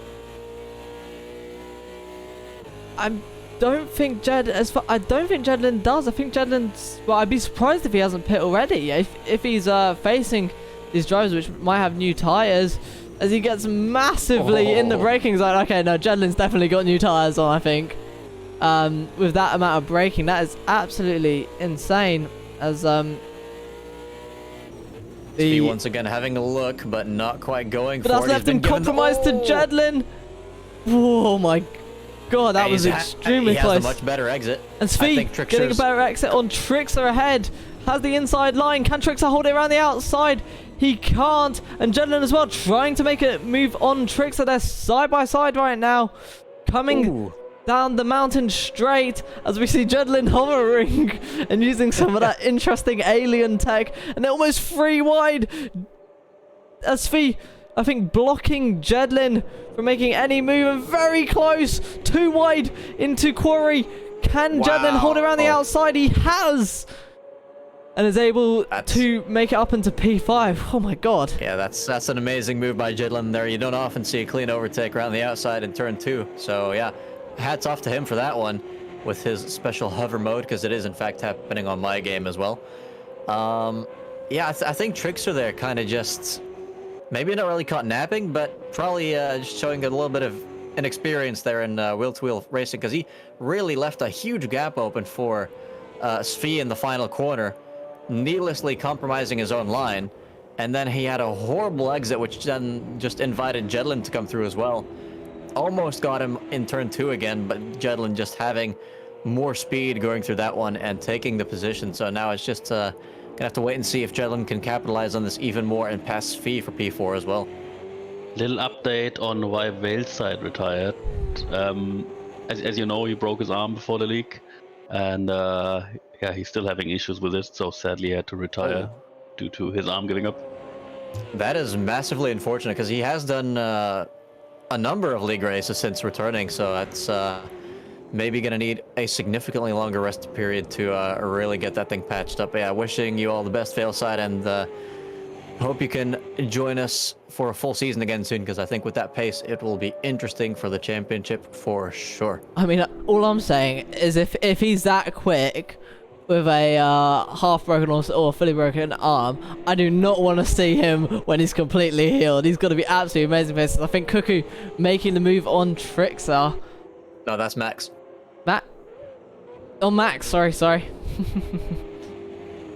Yeah, Trixer just up ahead in the distance, you can see. I think that... They don't seem to have as much pace at the moment compared to before the pit stops, it seems. I wonder if they opted to stay on their old tires, maybe? I highly doubt it. You can, like, refueling and tire changes happen at the same time. And you can refuel up to 30 liters of fuel without losing extra time. But looking at the pit stop time... Oh, Jedlin into the wall. looking at the pit stop time, I would guess that all of these drivers drive very, very heavy cars now, filled to the brim. So that would explain the loss of pace there. Well, yeah, but I'm not necessarily comparing it to their previous lap times. I'm just looking at what Svi and Jedlin are doing, and these guys seem to have kind of come out of nowhere with their pace, at least. Yeah, could be. Maybe it's hotter now. Maybe they fit better in these conditions. Who knows? Could Who knows? well. Hard, tough to tell. Could well be. Quickly gonna check on Cuckoo and Max again, because Max, he's losing time, but he's not entirely given up on staying with Cuckoo. See if he can maybe stay in the slipstream there on the straight. But this is a three-way fight here for a lower position. Yeah, Exus looking. I think Exus Exus looking for a move on Fennec. That car ahead. These two back markers to the car ahead. No, they're not. That's Xavius ahead. Is it? I'm so confused. No, it's definitely not Xavius ahead. It's someone else, but Fennec's car looks incredibly smashed up. I might have to have a look. Maybe on his front, but his rear looks completely fine. I think that's Gillis Homan passing Oh, it is. this battle. That has got to mean that that's Wild Mammoth, who was the one up ahead. And I had no idea we had the top 3 fight in the middle of this fight as well. I mean, looking at the previous lap times between Gillis, Homan, and Wild Mammoth, Gillis going 8/10ths quicker with a 2:04, almost dead, and Wild Mammoth doing a 2:04.8. So 8/10ths quicker that lap, and very much Gillis almost within a second of Wild Mammoth. Yeah, so just stay on board with Exus here, and we'll have a good overview of both battles. Although it seems like Jedlin and Svi are getting extremely tight now. Yeah, this battle is gonna be a sweet one. As oh my god, Svi almost losing his rear end, his car jumping up and down, and Jedlin putting absolute pressure onto the back of him, down into the downhill section, into the S's. Can Jedlin stay with him to potentially make a move coming out of the dipper? What happened at the very top of the mountain there? That looked like an earthquake, because it was both Jedlin and Svi's cars were just bouncing like absolute kangaroos. You said there wouldn't be any on track. I'm starting to doubt that now. But yeah, this fight's still very much going 3 ways, as Trickster is about as far from Jedlin as Svi is from Jedlin. Despite all the close racing, these gaps not changing that much. So everyone still with a pretty good chance at an overtake. I mean, I think if Jedlin and Svi start heavily battling and go, whoa! What was that about, if they start heavily battling? I think that counts as a commentator's cast, that one. Should add that one to the tally. But, oh my god, Jedlin uses the rear end. I think he used it a bit too much there. That's a dangerous rejoin, almost. Oh, close. And that's put him into the clutches of Max now. Cuckoo's gotten a free overtake out of it. Max looking to the inside of turn 1. That's just one spin has cost him about 3 positions this late into the race. That is extraordinary.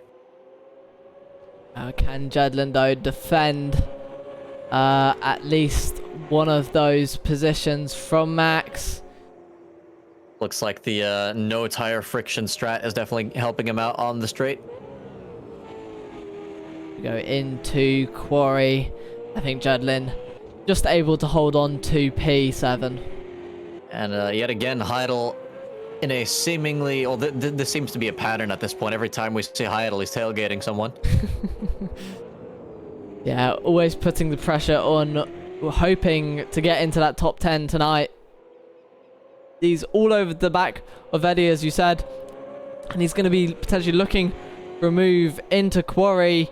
Does Eddie defend at all? Going down into the bumpy section. Heidel doesn't look for the dive. Very close to that face.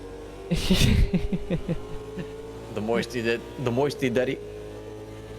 Then as we go into the cutting, then through Griffin's Mount,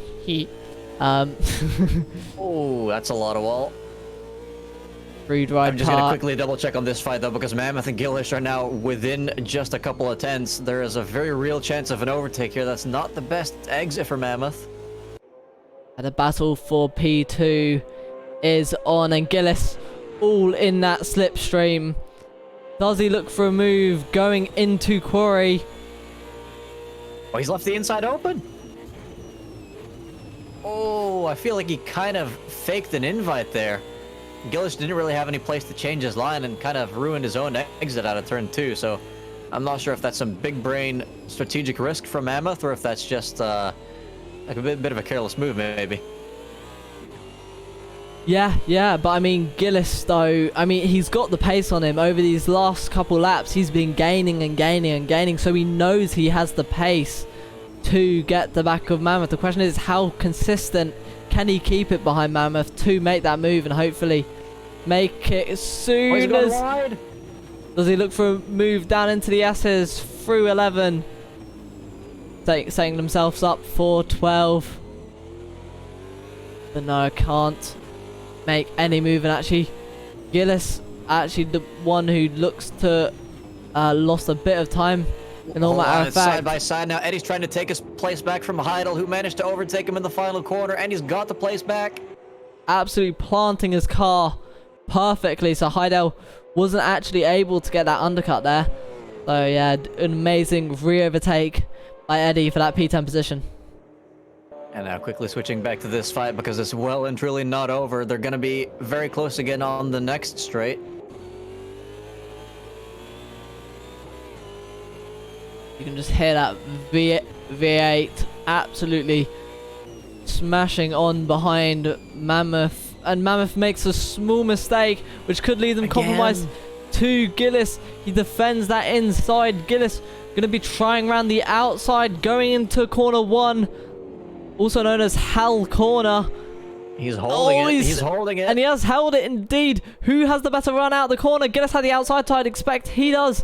And I think Gillis does. Gillis' car just up ahead, but I think Wildman was trying to side slipstream him.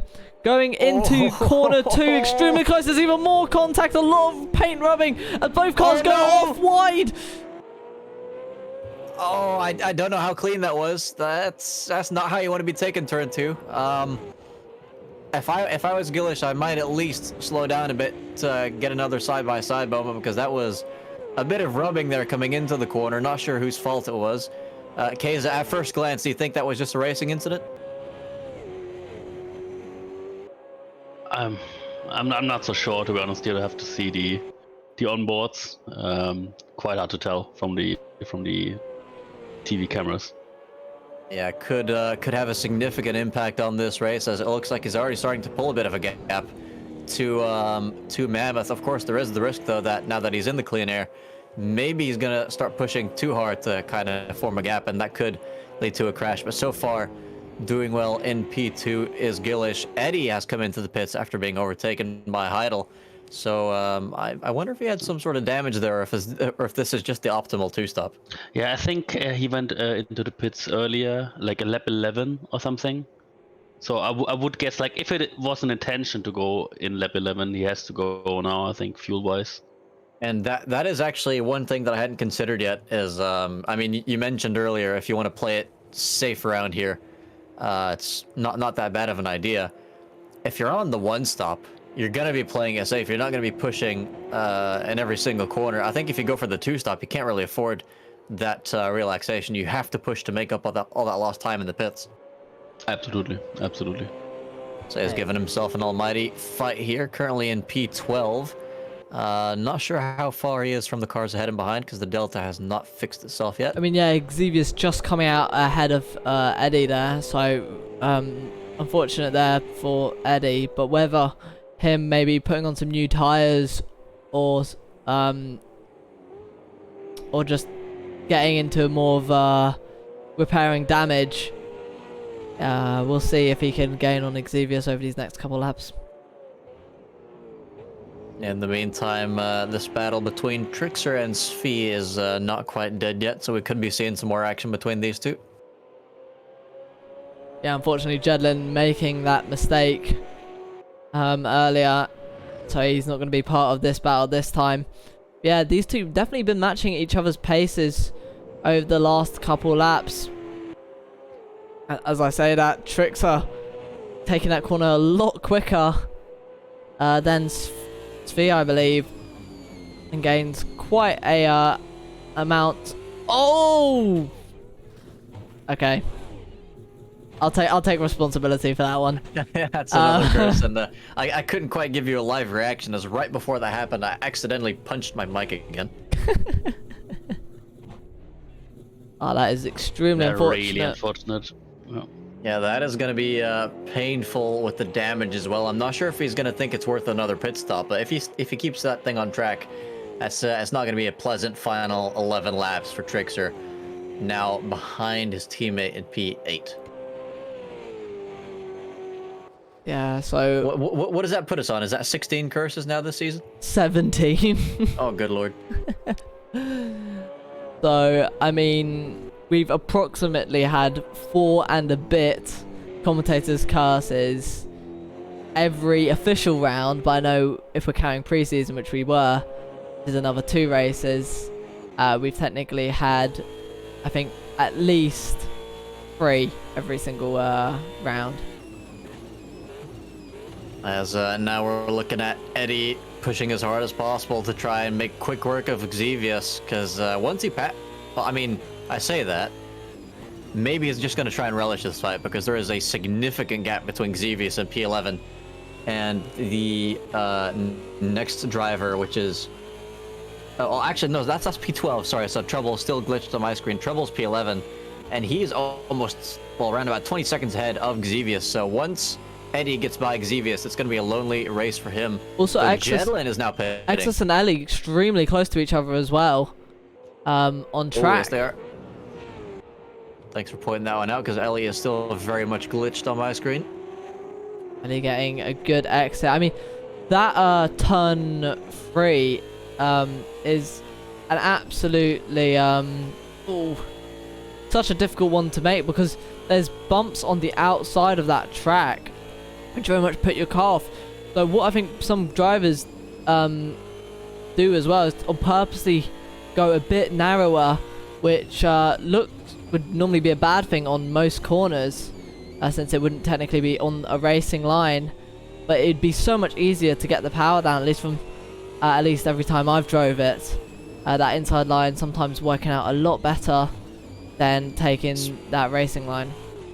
Speaking of racing lines, I don't think I've ever seen someone straight line the first part of the downhill section as much as Ellie managed to do there, so that was mightily impressive to do that without hitting the wall in any sort of way. That must have been millimeters from a crash there, as still in the slipstream of, I believe that was Exus, so yeah, this fight not over yet.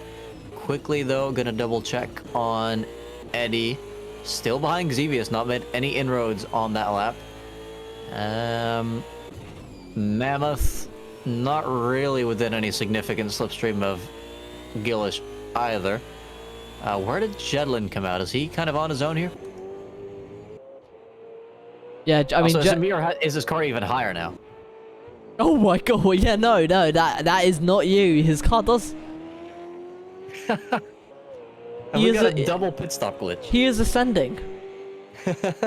At least from our perspective. But yeah, Escher about 4 seconds behind him, but last lap was 1 second quicker than him. So yeah, so Jedlin ascending in the plane of existence, but descending in the rankings. Currently P8. Up into the grass. Maybe he thought he wouldn't catch that, but if he keeps on doing that, that's definitely going to be a track limit ticket. Yeah, it doesn't look like he slowed down at all. I wonder if he's maybe just trying to catch someone and have some sort of battle, not caring about the penalties. I mean, if he wants to catch someone, he's got Escher 4 seconds behind, so... Well, he's got to let himself get caught in that case.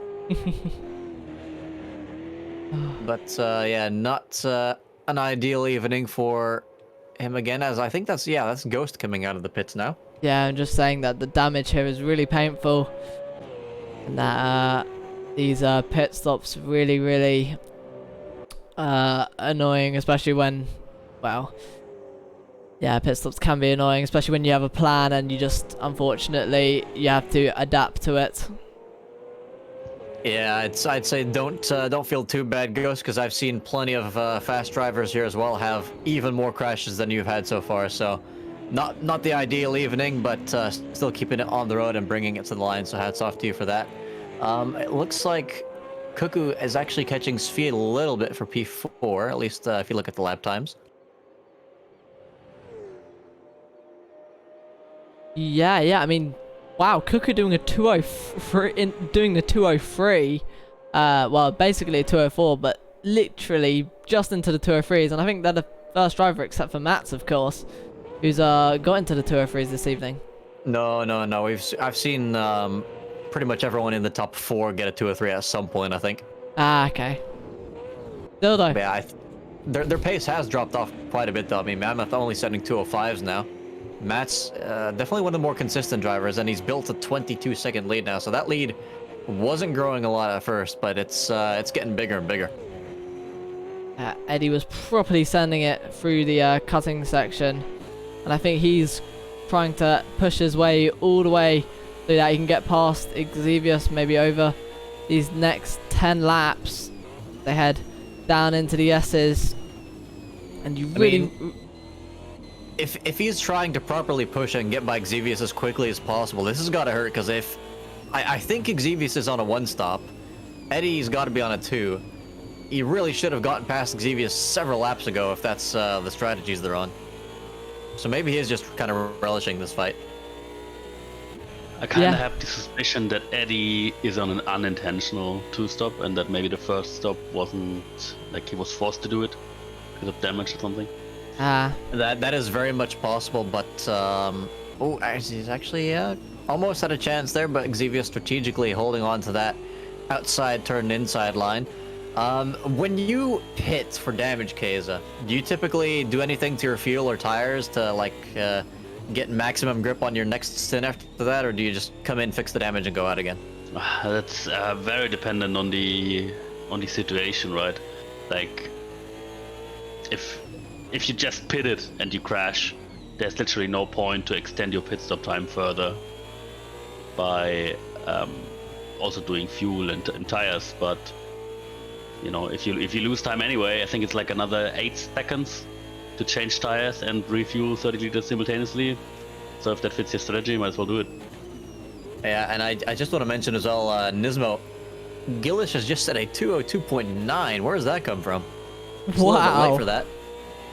Yeah, that is an absolutely insane. I mean, yeah, that is some incredible. That's quali pace right there. Of the fastest lap so far, but that's definitely a contender for it. Yeah, and the one battle that I was having a look at my timing charts that's just settled down was Exus and Ellie. Was extremely close, but now I think Ellie might have made a mistake, and oh, I think that's a lapping car. Does seem to be like that. And let me quickly check up on Diener. They're still around, some people. But that is a car. What do they have a hood on your screen? Nope. We can have a look at that absolutely majestic engine. It is pretty majestic. Yeah. I'll just go chase cam so people can enjoy the engine sounds. Although it's actually more quiet in chase cam in these cars. That is one very strange thing about this game. Some cars are louder in chase cam and others are more quiet. I think in this case it's because the exhaust is on the side. Wait. Maybe we need some Nismo magic camera manipulation again next time we try that. It looks like Eddie's getting really close to Xevious now, though. Yeah, extremely. I mean, he's always been there, but not able to make any moves. And if Xevious keeps this passive defense up, I say passive because he hasn't been properly defending, as far as I've seen, just keeping Eddie behind due to just him having that natural pace in those right areas. and he might be able to hold on over these next 6-7 laps. As I say that, Eddie looking for a move down the inside. Can Eddie do it on his potential bit of contact? And can Exevius, though, hold it all the way around the outside? He's going to have the inside to the next corner. He's already ahead. And I think that is Gillis behind as well. Oh, yeah, that's a loose bumper now on my screen at least. And yeah, they are letting Gillis go. They don't want to interfere in that battle for P3 as Svi's now in the pits. What has happened to him? I was actually thinking. I think he's missed his pit spot. He needs to move a bit. Yeah, there we go. Oh, that is a bit of a bummer though, because I think last race we had a thrilling conclusion to the race where it was Cuckoo chasing down Svi and then making a mistake at the very end, and now it was Cuckoo chasing down Svi and Svi pitting. So that is twice that we have not been able to see a proper conclusion to their on-track battles. Massively unfortunate. He's going to come out behind Jedlin even, so that's disastrous to his race. I wonder, is he going to come out ahead of Escher though? Yes, he is. Jedlin still floating as high as ever. Now I'm quickly going to double check again. Yeah, Eddie's lost a lot of time in letting Gillish through. Now Gillish 7 seconds ahead of Mammoth, so that fight's definitely over. See that bumper barely hanging on. So much so that the game is looks like it's trying to stick it back on because it's not liking it at all.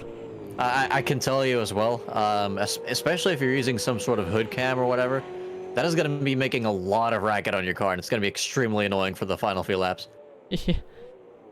Yeah, but hopefully that won't deter Eddie. Whether Eddie can get back into momentum. I mean, he's within slipstream range again, and whether he can keep it up onto the back of Exevius. Exevius making a small mistake, going wide there. Whoa. A big mistake. Never mind. And Eddie trying to get a good run around the outside where there was absolutely no space. So much so they had to lift off, otherwise he would have been forced onto the grass. But he's back in the slipstream, looking back down the inside. We saw what happened last corner. He wasn't able to complete this move last time, but he's got more of his car ahead, going into the corner. Can he complete it this time? Exevius seems to have lifted off a bit and conceded that position, and Eddie up into P12. Yeah, it's a wonderful move there from Eddie. I think on the last lap, I think he probably just kind of gave that one up after making the overtake stick, because I think he probably blamed himself for that contact just before the corner. And that's why that fight ended up continuing on for a bit longer. But yeah, very clean overtake on this occasion by Eddie. I think Xevious' bigger mistake was probably going over to the left slightly after messing up his exit, because I think Eddie may have had to lift off a tiny bit, but he would have had to lift off a lot more if Xevious had just stuck it to the right, and could have still been in, I believe that should be P12, yes, because Trouble's still ahead of them. So yeah, whenever you ruin your own exit, you do not want to give your opponent space. You want to ruin your exit and theirs. Some racing 101 there for you. It's, I'd like to call that one accidental parking on the apex. Yeah, but Xevious though, he's going to have the run. Straight line speed, yeah. He's going to have the inside of the kink, but the outside going into chase. Wow, Oh, Eddie a bit on the grass. Is that going to compromise him in the braking zone? Extremely close, side by side. They give each other room. And then once again, side by side. They're going to be going side by side in tomorrow. But does Eddie have the potential run going into the corner? He does, and cuts across in front of Xevious. Xevious giving him a push through the corner there, trying to get a better run, but unable. Oh, hold on, there's more stuff going on here. Svi within 1/10 of Jedlin now for P7 too. And it seems as if Jedlin has lost his engine cover, just as we saw Dina had earlier. It's the new fashion, apparently. Jedlin going a bit wide through that corner allows Svi to close up even further into the dipper. Don't worry about the previous fight, by the way, because it looks like Xevious has lost about a second. Question is though, can Svi get the run down the Conrod straight? Oh no, Eddie spun! Eddie spun! Oh, and does it his hood? Oh my god, that is a really badly smashed up car. Oh, and that's just 5 laps from the end. That's gonna hurt. No rear wing as well. Oh, it's turned into a sedan again. So that may well be, well, not last place, I don't think, but one of the final positions. Not sure if he's going to get any points for that, but that car is definitely going to have one more trip to the pits at the very least. We'll see if he's it's a lot harder to correct the crabbing car with a controller, so the straights are going to be hell for him. Just look at that. Oh. He's having to steer right just to go straight. I mean, there's one thing crabbing on a wheel, and then there's a whole nother thing crabbing on controller. I mean, the cars are just undrivable. You can just see. You could barely, Can barely turn right. Yeah. And I think, with honesty, as much as this is going to be disheartening, I don't think this is drivable. I think he's going to have to pit this lap. I mean, if he tries... What the? Did he just run over something? Oh, his hood came off. At least on my screen it did. I was going to... Yeah, no, it did come off. I was going to mention the kangaroos, but... No, I'm kidding. No, I wonder, can he... I mean, that car just... It looks like it's out of a... I don't know if you've seen the movie like Death Race or something, where the car's all smashed up and old. As we see Eddie, yeah, dropping it into the pit lane. Oh, hold on, Xevious has just lost a position to Fennec, so both of these guys making mistakes now. How far behind was Fennec for Xevious to have lost a position to him? I didn't think he was quite that close, was he? Maybe he's made a couple mistakes since we put the camera on Eddie, but yeah, that is disastrous for the both of them, and Fennec recovering a couple points there. It's not been his best race so far tonight. Yeah, Eddie... Does he have... I think he's still getting his damage fixed, and Jedlin... Well, Heidel's got my Jedlin actually, so that's... I believe we might have missed that. Yeah, Heidel probably done the most overtakes so far tonight. I would not be surprised if they had, so pretty good racing by them so far. Maybe not the most points to show for it, but definitely put on a good show. Looking at the lap times as well, Matt's getting very close to setting a 2:02, and Gillish is also into the 2:03s again. Mammoth, though, his pace is most definitely plateaued. He's about as far behind Matt's now as Cuckoo is behind him. So that's definitely middle of nowhere there. Yeah, it seems like Jedlin, though, not actually losing too much time to Heidel. And yeah, Eddie having an absolutely unfortunate race tonight. I'm surprised that pit stop didn't last longer, to be fair. Yeah, I mean, with how much crabbing I saw, I mean, controllers definitely make it look a bit worse than what it is, especially when it comes to crabbing, but, I mean, that was bad. Oh my god! I was gonna say, going very hot into that corner, and, yeah, coming quite cold out of the other side. Yeah, I mean, he's got nothing left to lose. It's 4 laps left to go. He's lost all possible points, pretty much. I think it's down to P15, right? I think it might be P20. On your screen, he's in P60, and on mine, he was in P14. So yeah, I do think he's going to be out of the points then. Yeah, so, I mean, yeah, Ellie in trouble right now. You can't see him, P11 and 15. I just want to double check though. They do get points down to P15, right? I just want to make sure I'm not confusing leagues here. I will quickly double check. No, it's down to P20. Ah, okay. So there are still a couple of points to play for. But yeah, he's just going to be pushing it to the max. There's no reason not to push. Nismo, can you scroll down to see how far the next driver is behind Eddie? He's oh jeez. That's a full 6 minutes 50. Oh yeah, 3 minutes behind Eddie. So that's Diener. I don't know how many pit stops he's done, but looks like it's been quite a few. Now, Escher is not too far behind Svi. Svi's pace not been the best. Same can be said about Trixor. So these guys could maybe start to converge a bit. I wonder if they might have some sort of damage. Svi's missing his bumper. Oh yeah, no, that is definitely some damage there, and I think potentially we might see a battle between a bit of damage as well on Trixor. So Escher over these next couple laps could put the foot down and take both of these drivers to get potentially P7 or maybe even P6. Yeah, so I definitely think potentially Svi and Trickster getting into an altercation there off screen. One thing's for sure though, Escher setting low 204s, which is not bad at all and could well net them another 2 positions at the end of this race. And that's a lot of smoke. Oh, that's Svi into the wall. Oh, so close to the end again, and that's just gonna really wreck his car. He's got to finish lap 39, start 40 and 41. Do you think he's going to keep it on track, or is he going to pit for that? I mean, because if he pits, he's losing multiple positions. He's got Heidel behind him.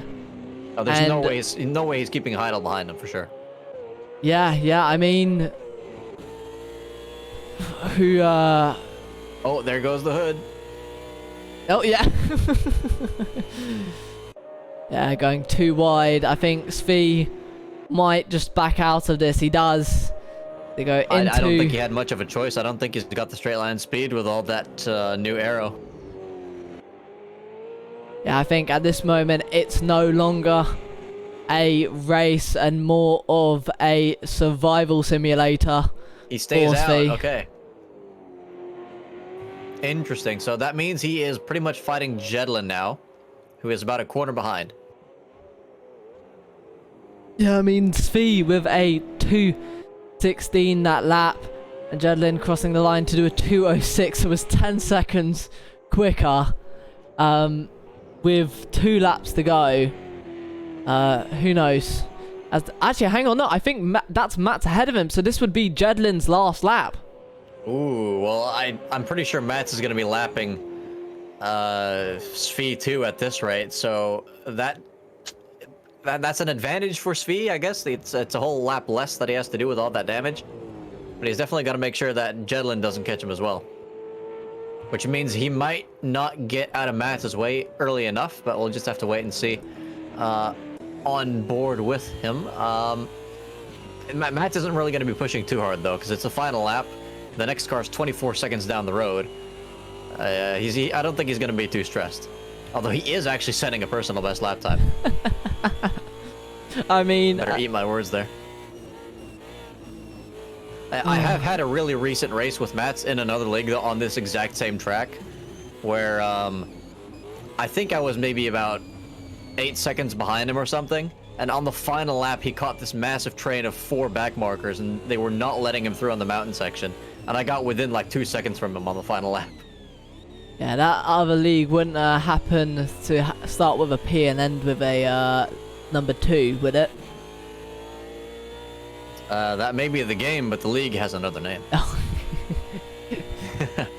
Oh, but yeah, on board with Matt for his last lap around the around Mount Panorama. I'm pretty sure that's...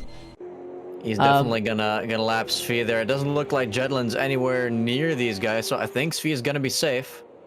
He's coming into the pits.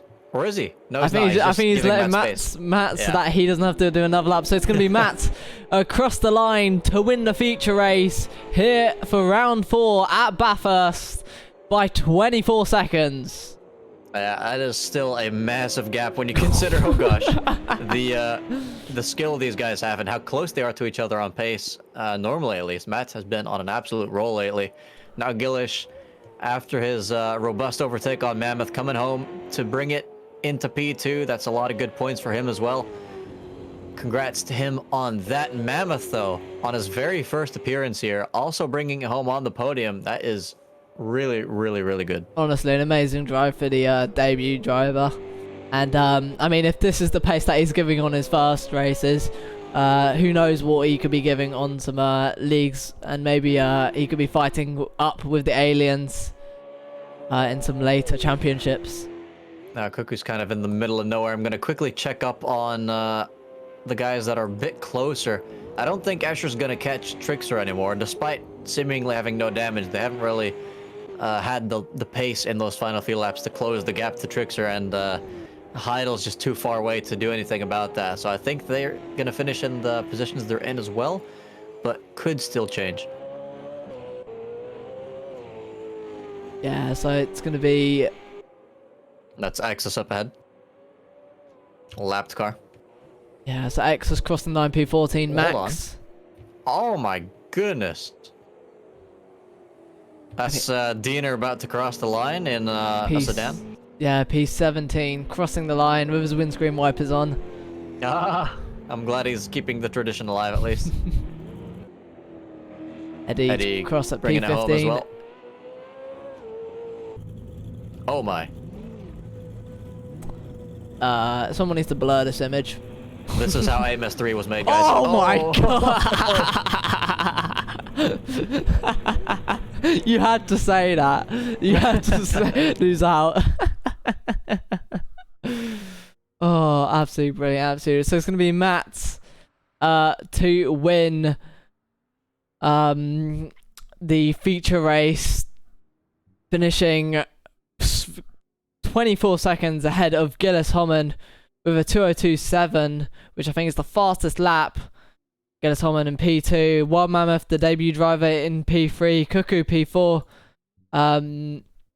Max in P5, Trickster P6, Escher P7, Heidel P8, Twee P9, Jedlin P10, Trouble P11, Fennec P12, Exevius P13, Exus P14, Eddie P15, Ali P16, Dina P17, and Ghost in P18. Yeah, I've just also noticed that there are some penalties for spinning in the pit lane, but yeah, a good race indeed. Oh, this is really funky. I only just now got the advancement screen, so I can only see the times now. And I think I was seeing some different lap times on my screen, but I might have just accidentally scrolled down. I'm not sure. Yeah, the game's extremely funky tonight. Ooh. Oh, Ghost saying that he won but from the bottom. That is a very, very positive outlook. I like that. Yeah, what a race tonight, and I mean, just some absolutely amazing battles. As much as they might have been single-filed, especially through that mountain section, we definitely had some great entertainment tonight. And Ooh. Ellie got a puncture 2 laps from the end. a puncture. That's what they're saying. I mean, I remember there being a glitch at one point, if I'm not mistaken. But a puncture, I mean, yeah, there used to be a glitch where your pressures would just go to 0. And yeah, that must have been extremely difficult to drive with. Yeah, maybe if they come in for an interview, we can question them on that one. But so far, we've only got Gillish, so let's go ahead and bring him in. Gillish, welcome and congrats on that podium. Took you quite a while to get to P2. How much did you enjoy that fight? It was fun to get the position back. It was my own fault that I lost it. I spun in the last turn, somewhere before the pit stops. But then afterwards, I had a bit more pace than Mammoth, so that was nice. Yeah, you sound a bit tired there. Were you pushing to the max for the whole race? I was concentrating, yes. It's a long race. I'm happy I did not have more incidents in this track. Before the pit stop, I picked up a minor front aero damage, but wasn't too bad. And the second half, no damage, no spins. So I'm guessing that aero damage would have made regaining that position quite a bit more difficult, though, because you're going to be weak on straight line speed then. yeah, I guess so. I didn't notice it that much. It was only 2, but I suppose so, yeah. And Oh gosh. Did you catch the overtake on Mammoth after the pit stops? Well, we caught your final move for P2, and I think there was a bit of contact there. Can you explain what happened?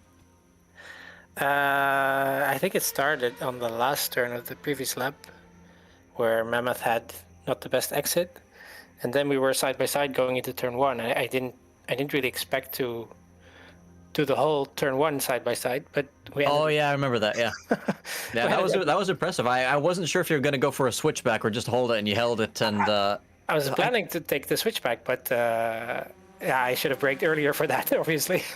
I mean, it seemed to me like you had slightly better acceleration and just maybe not the same top speed as Mammoth on that straight. Yeah. Yeah, so I did get a better run out of that turn, and so on the straight I was slightly ahead and on the inside. But we arrived at turn 2 basically equal. But then under braking, I tried to brake on time so that I wouldn't go wide. But we still had some contact, so that pushed us both off basically. But I think we both kept it out of the wall. And yeah, I was able to... I did assume that, well, I was ahead of him before the turn, so it didn't really seem to be an obvious incident in that sense. No one to blame. So I continued from there. And after that, I had a lot more pace, so, well. Yeah, I think we caught you setting a fairly late 2:02. What kinds of lap times were you setting in practice for this race? I think in time trial, I managed a 2:19 or something. So a very high 2-minute one. Yeah, that's impressive. Today I arrived a bit late and I didn't have a lot of practice, not a lot of good hot laps before quali. So yeah, I had if I had the perfect lap, I would have been not fourth at the start, but second, I think. But well, that goes for everyone. So it was okay. Yeah, and must be said, this race was cleaner than I expected with no safety cars. Yet again, it's starting to look like a bit of a relic of the past there. How well did lap traffic get out of the way on this one? Yeah, I think they did pretty well. I mean, on the mountain, it's sometimes tricky, so you can't always expect them to move over on the first turn. But overall, it was good. It becomes a bit tense when you go into turn 2 behind 2 fighting Eddies and someone else. I don't remember who, but Yeah, I think it was Eddie and Fennec, or Yeah. Exevius. Eddie or Exevius. Actually, yeah, Eddie and Exevius. but they moved over quickly after, so that was nice. Mm. And there were a few occasions where one of the back markers was in the process of either having an off or coming back, and on the exit of turn 1, I at some point I think Ghost was rejoining. He wasn't on the track yet. I tried to keep it a bit on the inside on the exit, but didn't manage. So I just took the curb, and it was pretty close, but we lived. Yeah. Well, you say that you stayed pretty focused throughout that race. Is it true that aliens would prefer to keep on pushing for the entire thing, even if there's no positions to be gained? I don't know. I'm not an alien. Oh, that is the most bold-faced lie I've heard all season. And with that, I'm going to leave this interview. Nismo, if you have any more questions for our P2 finisher, go ahead and shoot him. No, just great finish, and well, hopefully we might see you challenging Mats a bit more, because you know he's got momentum now. Someone needs to punch him off the track or something for us to win. You know, I'm not saying that one in the stewards meeting. Yeah, I don't know what happened to him, but he just he opened a can of whoop ass, let's say. Yeah, he's just so fast now.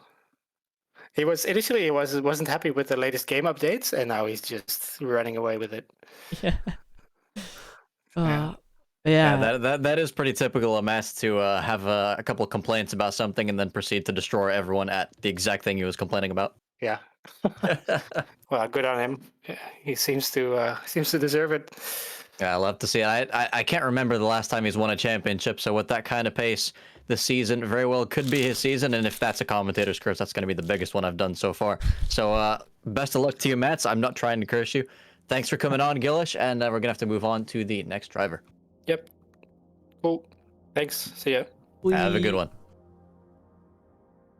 Now, I've been told something. Well, let alone I've found it out. We've been bamboozled, Martin. And, turns out that Wild Mammoth... See, I thought I recognised the name Wild Mammoth. And, turns out that Wild Mammoth is, in fact, one of our old drivers known as Wild Package. Oh. That is, well, I would act surprised, but you told me a couple minutes ago in the DMs.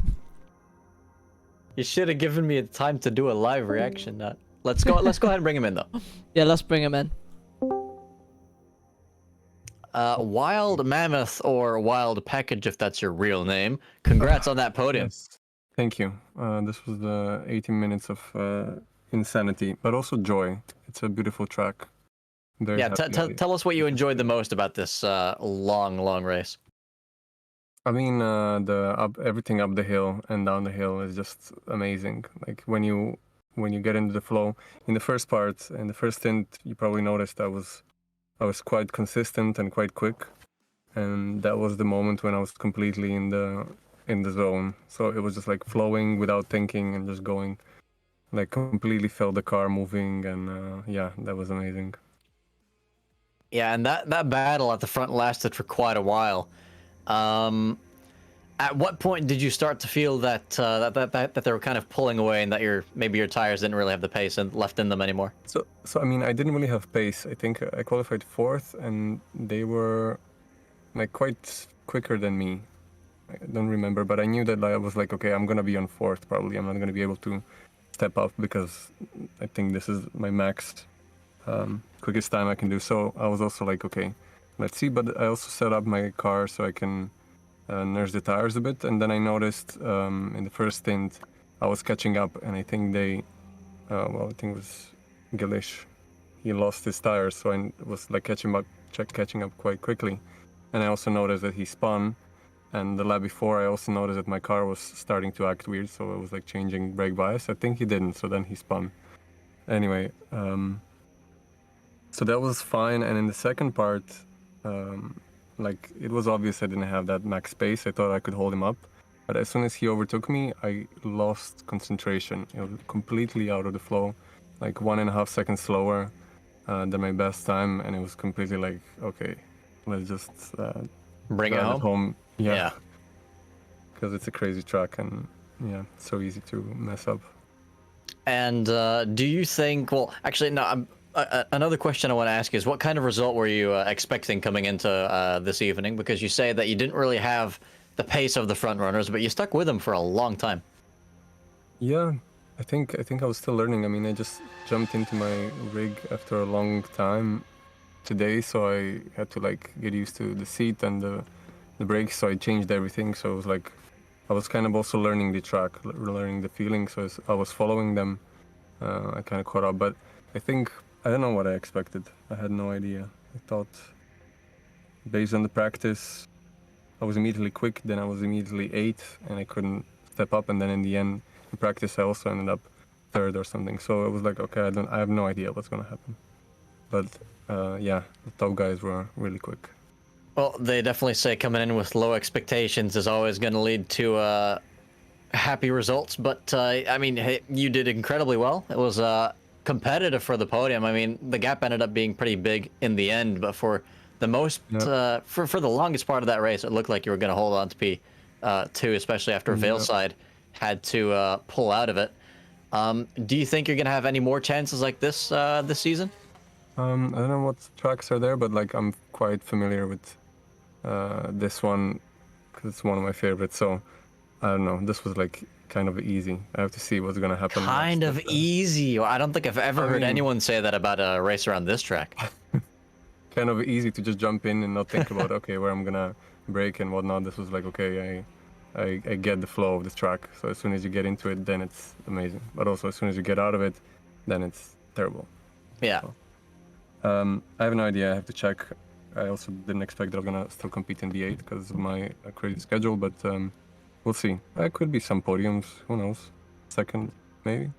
Yeah, it's definitely this has definitely been one of your highlights of the season so far, and with that kind of pace, I'm sure you'll be able to compete for a couple more, especially with some of the other drivers dropping out as well. I'd love to see like a big, maybe 5-way fight between all of you sometime, but maybe in a more fun event in the future. But yeah, thanks for coming on, Mammoth. I'll hand over the mic to Nismo for the final few questions.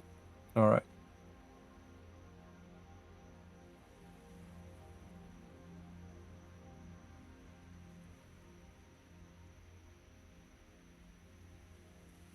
Mm-hmm.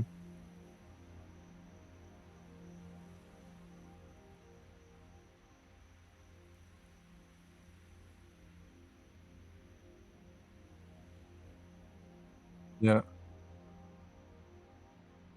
They were really good. Like I think I was doing fastest personal laps at that point, because I saved the tires. Unlike the rest I saw from the time trial, they used quite a big camber, so I thought that would waste their tires more. So I also reduced that, and I think that kept the temperature and like wear lower. I think so. It was quite good. I think I was on. I think I remember I was like lap 12. I had 33%, so it must have been just under 45 when I pitted or something. So it was quite good. But yeah, in the end I was like 1 lap left with fuel, so that was a bit like okay. But there was no other choice because we had to fuel max, put the full tank in.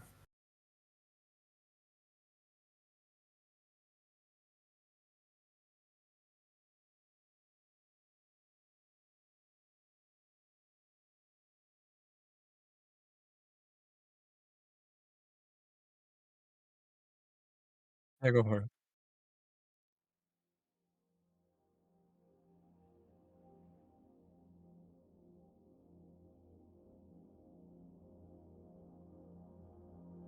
Well, just exactly a year ago in March, I started to try to stream, and then I had this a package was always my online username, and then I added Wild. Like since the beginning of Facebook, I had something like that, and then this was my go-to.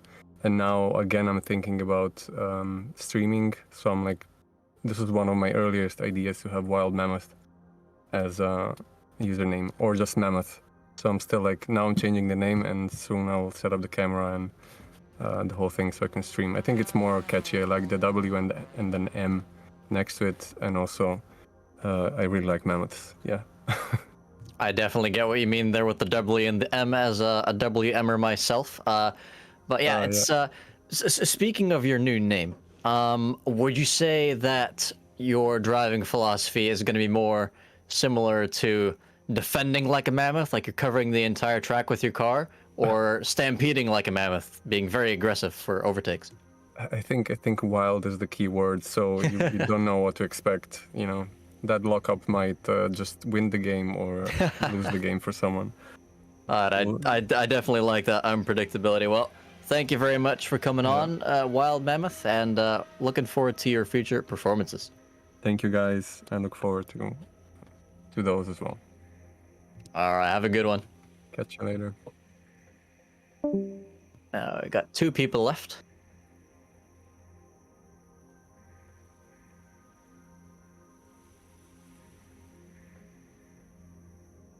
Go right ahead. Team. Oh, hello. Welcome, and whichever one of you two is the peakiest blunder may speak first. I blundered twice. I mean, today. I'm peaky Escher's blunder for this race. Hold on, one at a time. I heard Escher speak up first. I said I blundered twice today, so I blundered the most. Yeah, I You said I'm blundered twice? peaky Escher's blunder for this race. Right, Escher, tell us about what happened in that race. Well, I spun twice. First I spun in T1 because if you brake too hard, and there's a camber in the turn there, and you just lose your rear with those cars like crazy. And I had a half spin there, and I dropped 2 9s or something. And then on the skyline on top there. I went straight ahead on the grass, and then on the braking I spun, and luckily I somehow survived that. I only got 3% front aero damage. Got away with that, but after that my confidence was gone. Yeah, that definitely sounds like a couple of Code Brown moments there. Cooker, Yeah. did you manage to have a clean race? Fairly clean, yeah. I locked up a couple times. I went straight on at corners. I think 3 times. Once coming over the crest of the hill, and then twice I think in sector 3 after the really long straight. I went straight on, but besides that, super clean. No real issue. I did lightly clip the wall a bit hard in my first stint. I got 2 front aero damage, but that was the worst of it. And So, yeah, really clean, really consistent. Bit of a shocker off the line because I was having frame rate issues in VR, so I was just kind of like, oh. Yeah, that's definitely not where you want to get at the start of a race like this. I think it was the lighting and stuff and the grid all being bunched up just sort of was too much. So I was a bit anemic off the start. I ended up dropping to like 10th or something, and then it was a bit of a fight back from there through to 4th. So I don't think I can be too upset with that. I think I got the best I could have out of this race, really. I don't think I would have been able to catch Mammoth even if I tried. Yeah, it is a pretty good recovery. At some point, you were starting to catch Svi again. I'm wondering, were you having any sort of flashbacks to last race? It did go through my head that it's going to be us fighting again, and I was sort of disciplining myself already. I'm like, if I catch him, I'm not going to do what I did last week. That was sort of a learning moment for me, really, last week. So I decided I'm just going to keep doing what I've been doing because it's been good enough for me to catch him. But then he went off the track and gave it to me anyway, so that wasn't really an issue. Which is unfortunate because I was quite looking forward to the battle, but yeah, he dipped it onto the grass coming down to the final corner. Just got all out of shape.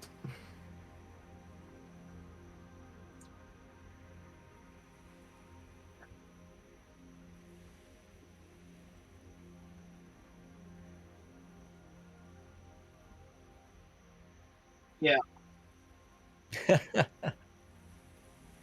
Yeah, I got 4th as well. Yeah.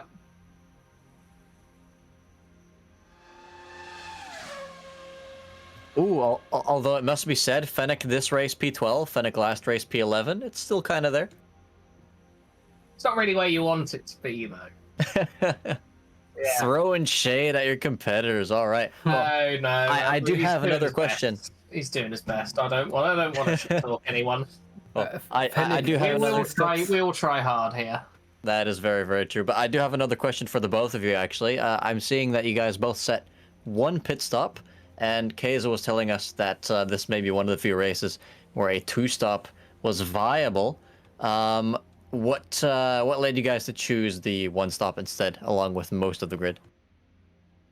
For me, I considered the 2-stop, and then I figured the 1-stop might just be better. I didn't in my testing. I didn't really feel like I had enough of a pace advantage over a lap to sort of make the 2-stop quicker. Yeah. So I decided to just stick with the 1-stop and just go for it, really. Yeah, I think it might have been a little bit better if we had accelerated tire wear if we want to promote strategies like that. But Escher, what was your reasoning behind it? At first, early practice, I was just destroying my front right, breaking into Forest Elbow, I think that turn is called. And I was like, no way, 1-stop. And I did some more tests today, and somehow I just stopped locking up my front tires, and it went fine, and it was totally okay. Like 20 laps and my tires were okay. I changed the front camber because the default front camber is like 6 degrees something, minus 6 degrees. That's what I was running. Okay, good. Maybe that's not it, but I turned it back to like 3.5 or something. And after that, maybe that was the reason, or maybe I just drove a little bit more cleaner. That helped me, and I decided like 2 hours before the race that I go for a one-stop. Well, that all sounds very convincing, Escher. But what do you have to say about the allegations that someone installed ABS on your car between this test session and the last one? I know nothing about that. Good answer. Good answer. There's a strong answer there. I mean, I know why I had so much problems in the beginning, because you put the livery that I made only in C rank. Oh no! I forgot it. Oh, That's the main reason. It was still in my head all the time during the race. that was why you crashed. It was you were too Yeah. seething over the rankings. It was cursed by the commentator yet again. Shameful.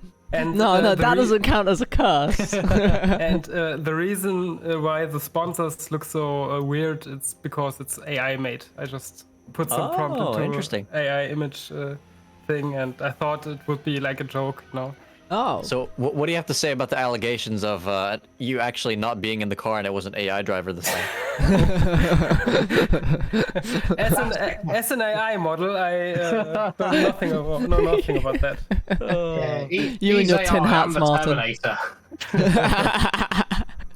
I think that's an indirect threat to the entire grid, so I think we should send that one to the stewards. I mean, I think given that Kays didn't race that race, I think that puts me third in the championship for drivers.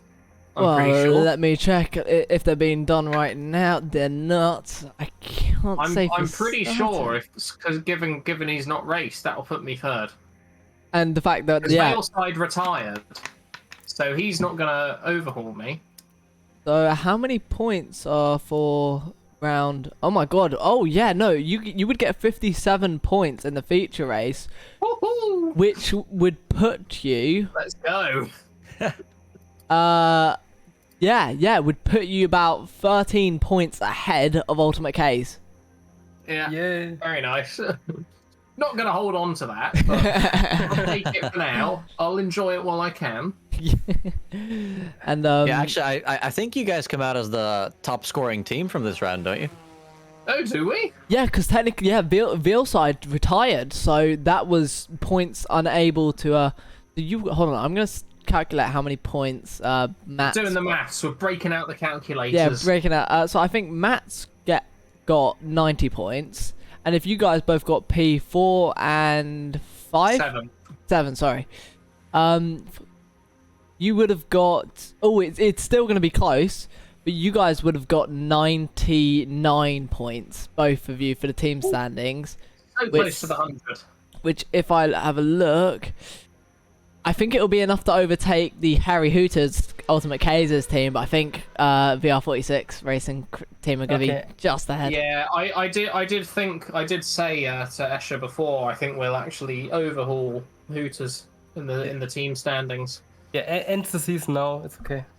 I wouldn't mind that.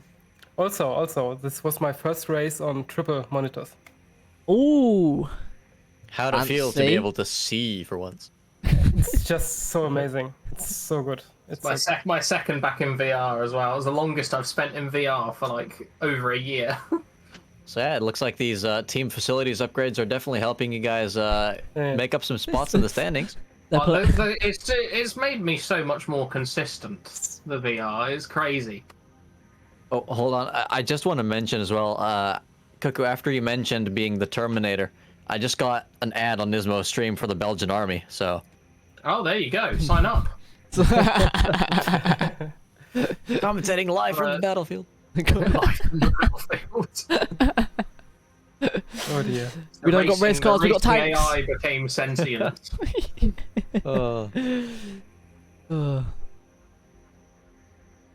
Yeah, not too shabby. I'll definitely take that. Alright, well, I don't have any further questions. Martin? I don't. Let's see. How about each one of you, and I'm including you in this one, Nismo, Oh. give me one fun fact about this track. It's got some interesting track names, corner names. Oof, kind of fumbled that one. Cuckoo, how about you? I don't know, that's pretty tight. what It's she a said. public. It's a public road, right? Get your mind out the gutter. Wait, is it actually a public road though? Can we have someone fact check that? I think at one point it was, wasn't it? Yeah, I think. Hold on. A lot of tracks Our definitely were in research the teams past. are on it. Our professional fact checkers. Yeah. As a public road, a non-race or Oh, wait. non-race days when it's not closed off during the day as part of racing events, Mount Panorama is open to the public. Damn. I wonder how drive many in people both crash the normal directions. cars there. For no charge, even it's Oh. it's even Oh, better wow. than Nordschleife. Yeah, it But is quite a bit it's- smaller, but yeah, I do get what you mean. Yeah. Yeah, I mean the Nordschleife is also like a toll road. You know, it's you can just go there and drive. Yeah, I mean you're gonna be spending a lot of time on that track just because of how long it takes you to go around it. Yeah, Must yeah. admit, I'm almost scared to go back in the replay and look how close you get to the walls in some of these corners. Because it felt close in VR. We saw a lot of the front runners hitting the wall, and I assume that's probably just desync where they're barely missing the wall on their screen and absolutely Maybe, clamming yeah, into it on ours. I tagged it very lightly a couple of times. And But when yeah, it comes to super tagging close. walls in this game, are there any corners or maybe walls that will kill your car if you barely touch them like in PC2, or is this game a bit better when it comes to that? I think it's sort of track dependent, really. Oh, still, okay. Yeah, I mean, I didn't have many issues there, but I mean, I guess it sort of depends how you hit it. But I no, think it's quite I've lenient. not really had an issue lightly tagging most walls unless it unsettles the car. Yeah. So definitely take that. All right, Hopefully well, I can keep that up. Cuckoo, as the driver with the most going on in the championship at the moment, do you... Well, I suppose my final question for you is your goal now to stay ahead of Keza in the driver standings? I wouldn't say it's my goal. I would say it's the hope. I'm gonna try and be realistic, and I've not really been able to match K's so far this league. So this has been a bit of a gift, him not racing here specifically. So I mean, I'm gonna try my best to stay ahead, but I'm realistically speaking, I'm not sure that's going to happen. So I think my actual goal is to finish 4th in the drivers now, which would be a personal best. And Because I've only done 2 P5s before in the drivers. And my actual final question now is, what do you say about the allegations that you sent someone over to break Keza's kneecaps? I don't know about that. I can't comment. All right, well, I'm gonna hand over the mic to Nismo for the rest of this interview. I thought. Come on, answer questions, please. No pressure. Well, I mean, to be honest, I don't have too many questions except for 3 tracks left. Which of these 3 are you guys most looking forward to? We've got. Or least. Oh yeah, I'm yeah. gonna be entirely honest. The only one I recognise is Kyle Army. Ooh, okay. Then That's the only one I recognise out of the next 3. well, funny enough, for this next race, it's going to be at night time. Ooh. Oh yes, Okay, indeed. interesting. It's going to be a nighttime race. Oh yes, so it is. So that's going to be very interesting. And Curitiba is just an interesting, a lot of flowing corners, very small lap time. And Kylarmi, well, we all know Kylarmi, a very nice circuit with some nice sharp corners and some very long corners. Yeah, I'm looking forward for the changing track conditions on Kyalami. Things That will get be very fun. interesting. But Alright. since that one race is gonna be in the dark, though, are any of you afraid of the dark? No. I reckon that'll be okay. All right, that's It's good just to sort know. of finding your braking markers, really. That's going to be the trick to it. And to keep your lights alive as well. Yeah. Because I've even had races before where damage is Well, they said it was going to be set to off, but it was set to visual, and then we ended up having crashes at night. And even though damage is technically off, we couldn't see where we were going anymore. Oh Oh, dear. no. Yeah. Around Well, classic Spa as well. It's like Colin McRae, if in doubt, flat out, right? That's one way to live your very short life. Yeah, something like that. But Taruma is a very small track. Maybe it's well lit. I don't know. Yeah, Wait, can you repeat that one? Maybe it's well lit, this track, because it's quite small. It's almost like a oval. I don't know. I did do some running on it, and I will say there are some very bright lights on the sides of the track. So you know, if you want to make it go pitch black, just Close your eyes. or take out the poles. Take out the poles.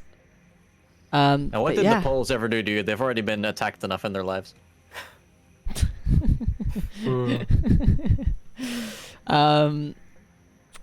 Yeah. On that note, peace and love, guys, and thanks for tuning in. Yeah, thanks for having us. Yeah, Thanks for commentating. Same time next week.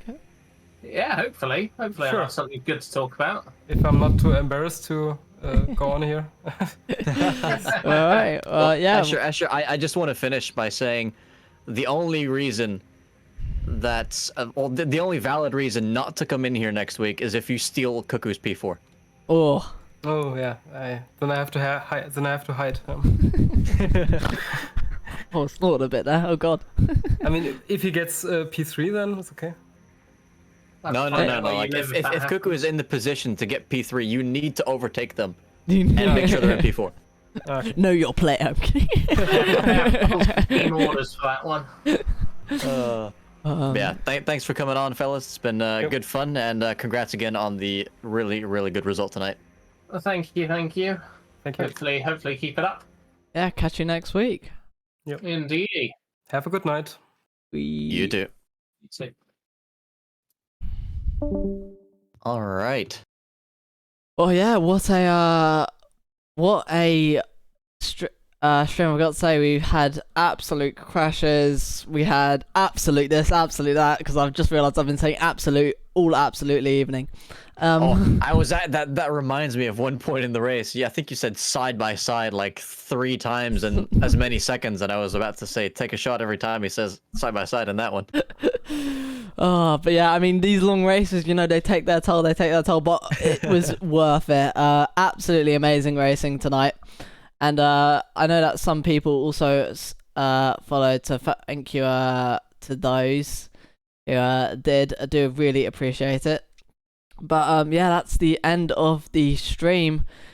And yeah, thanks for everyone for tuning in for this round 4. 3 more rounds left of this MSR V8 Supercar League. And yeah, the championship, as much as Matt might be running away with it, it's extremely close still. But yeah, hopefully we'll see you next week for round 5 at a very dark, if I can get it, Turma International. I've definitely botched that, but yeah, we'll see you guys next week. Have a good night, everyone, and yeah, see you next week. Good night, everyone.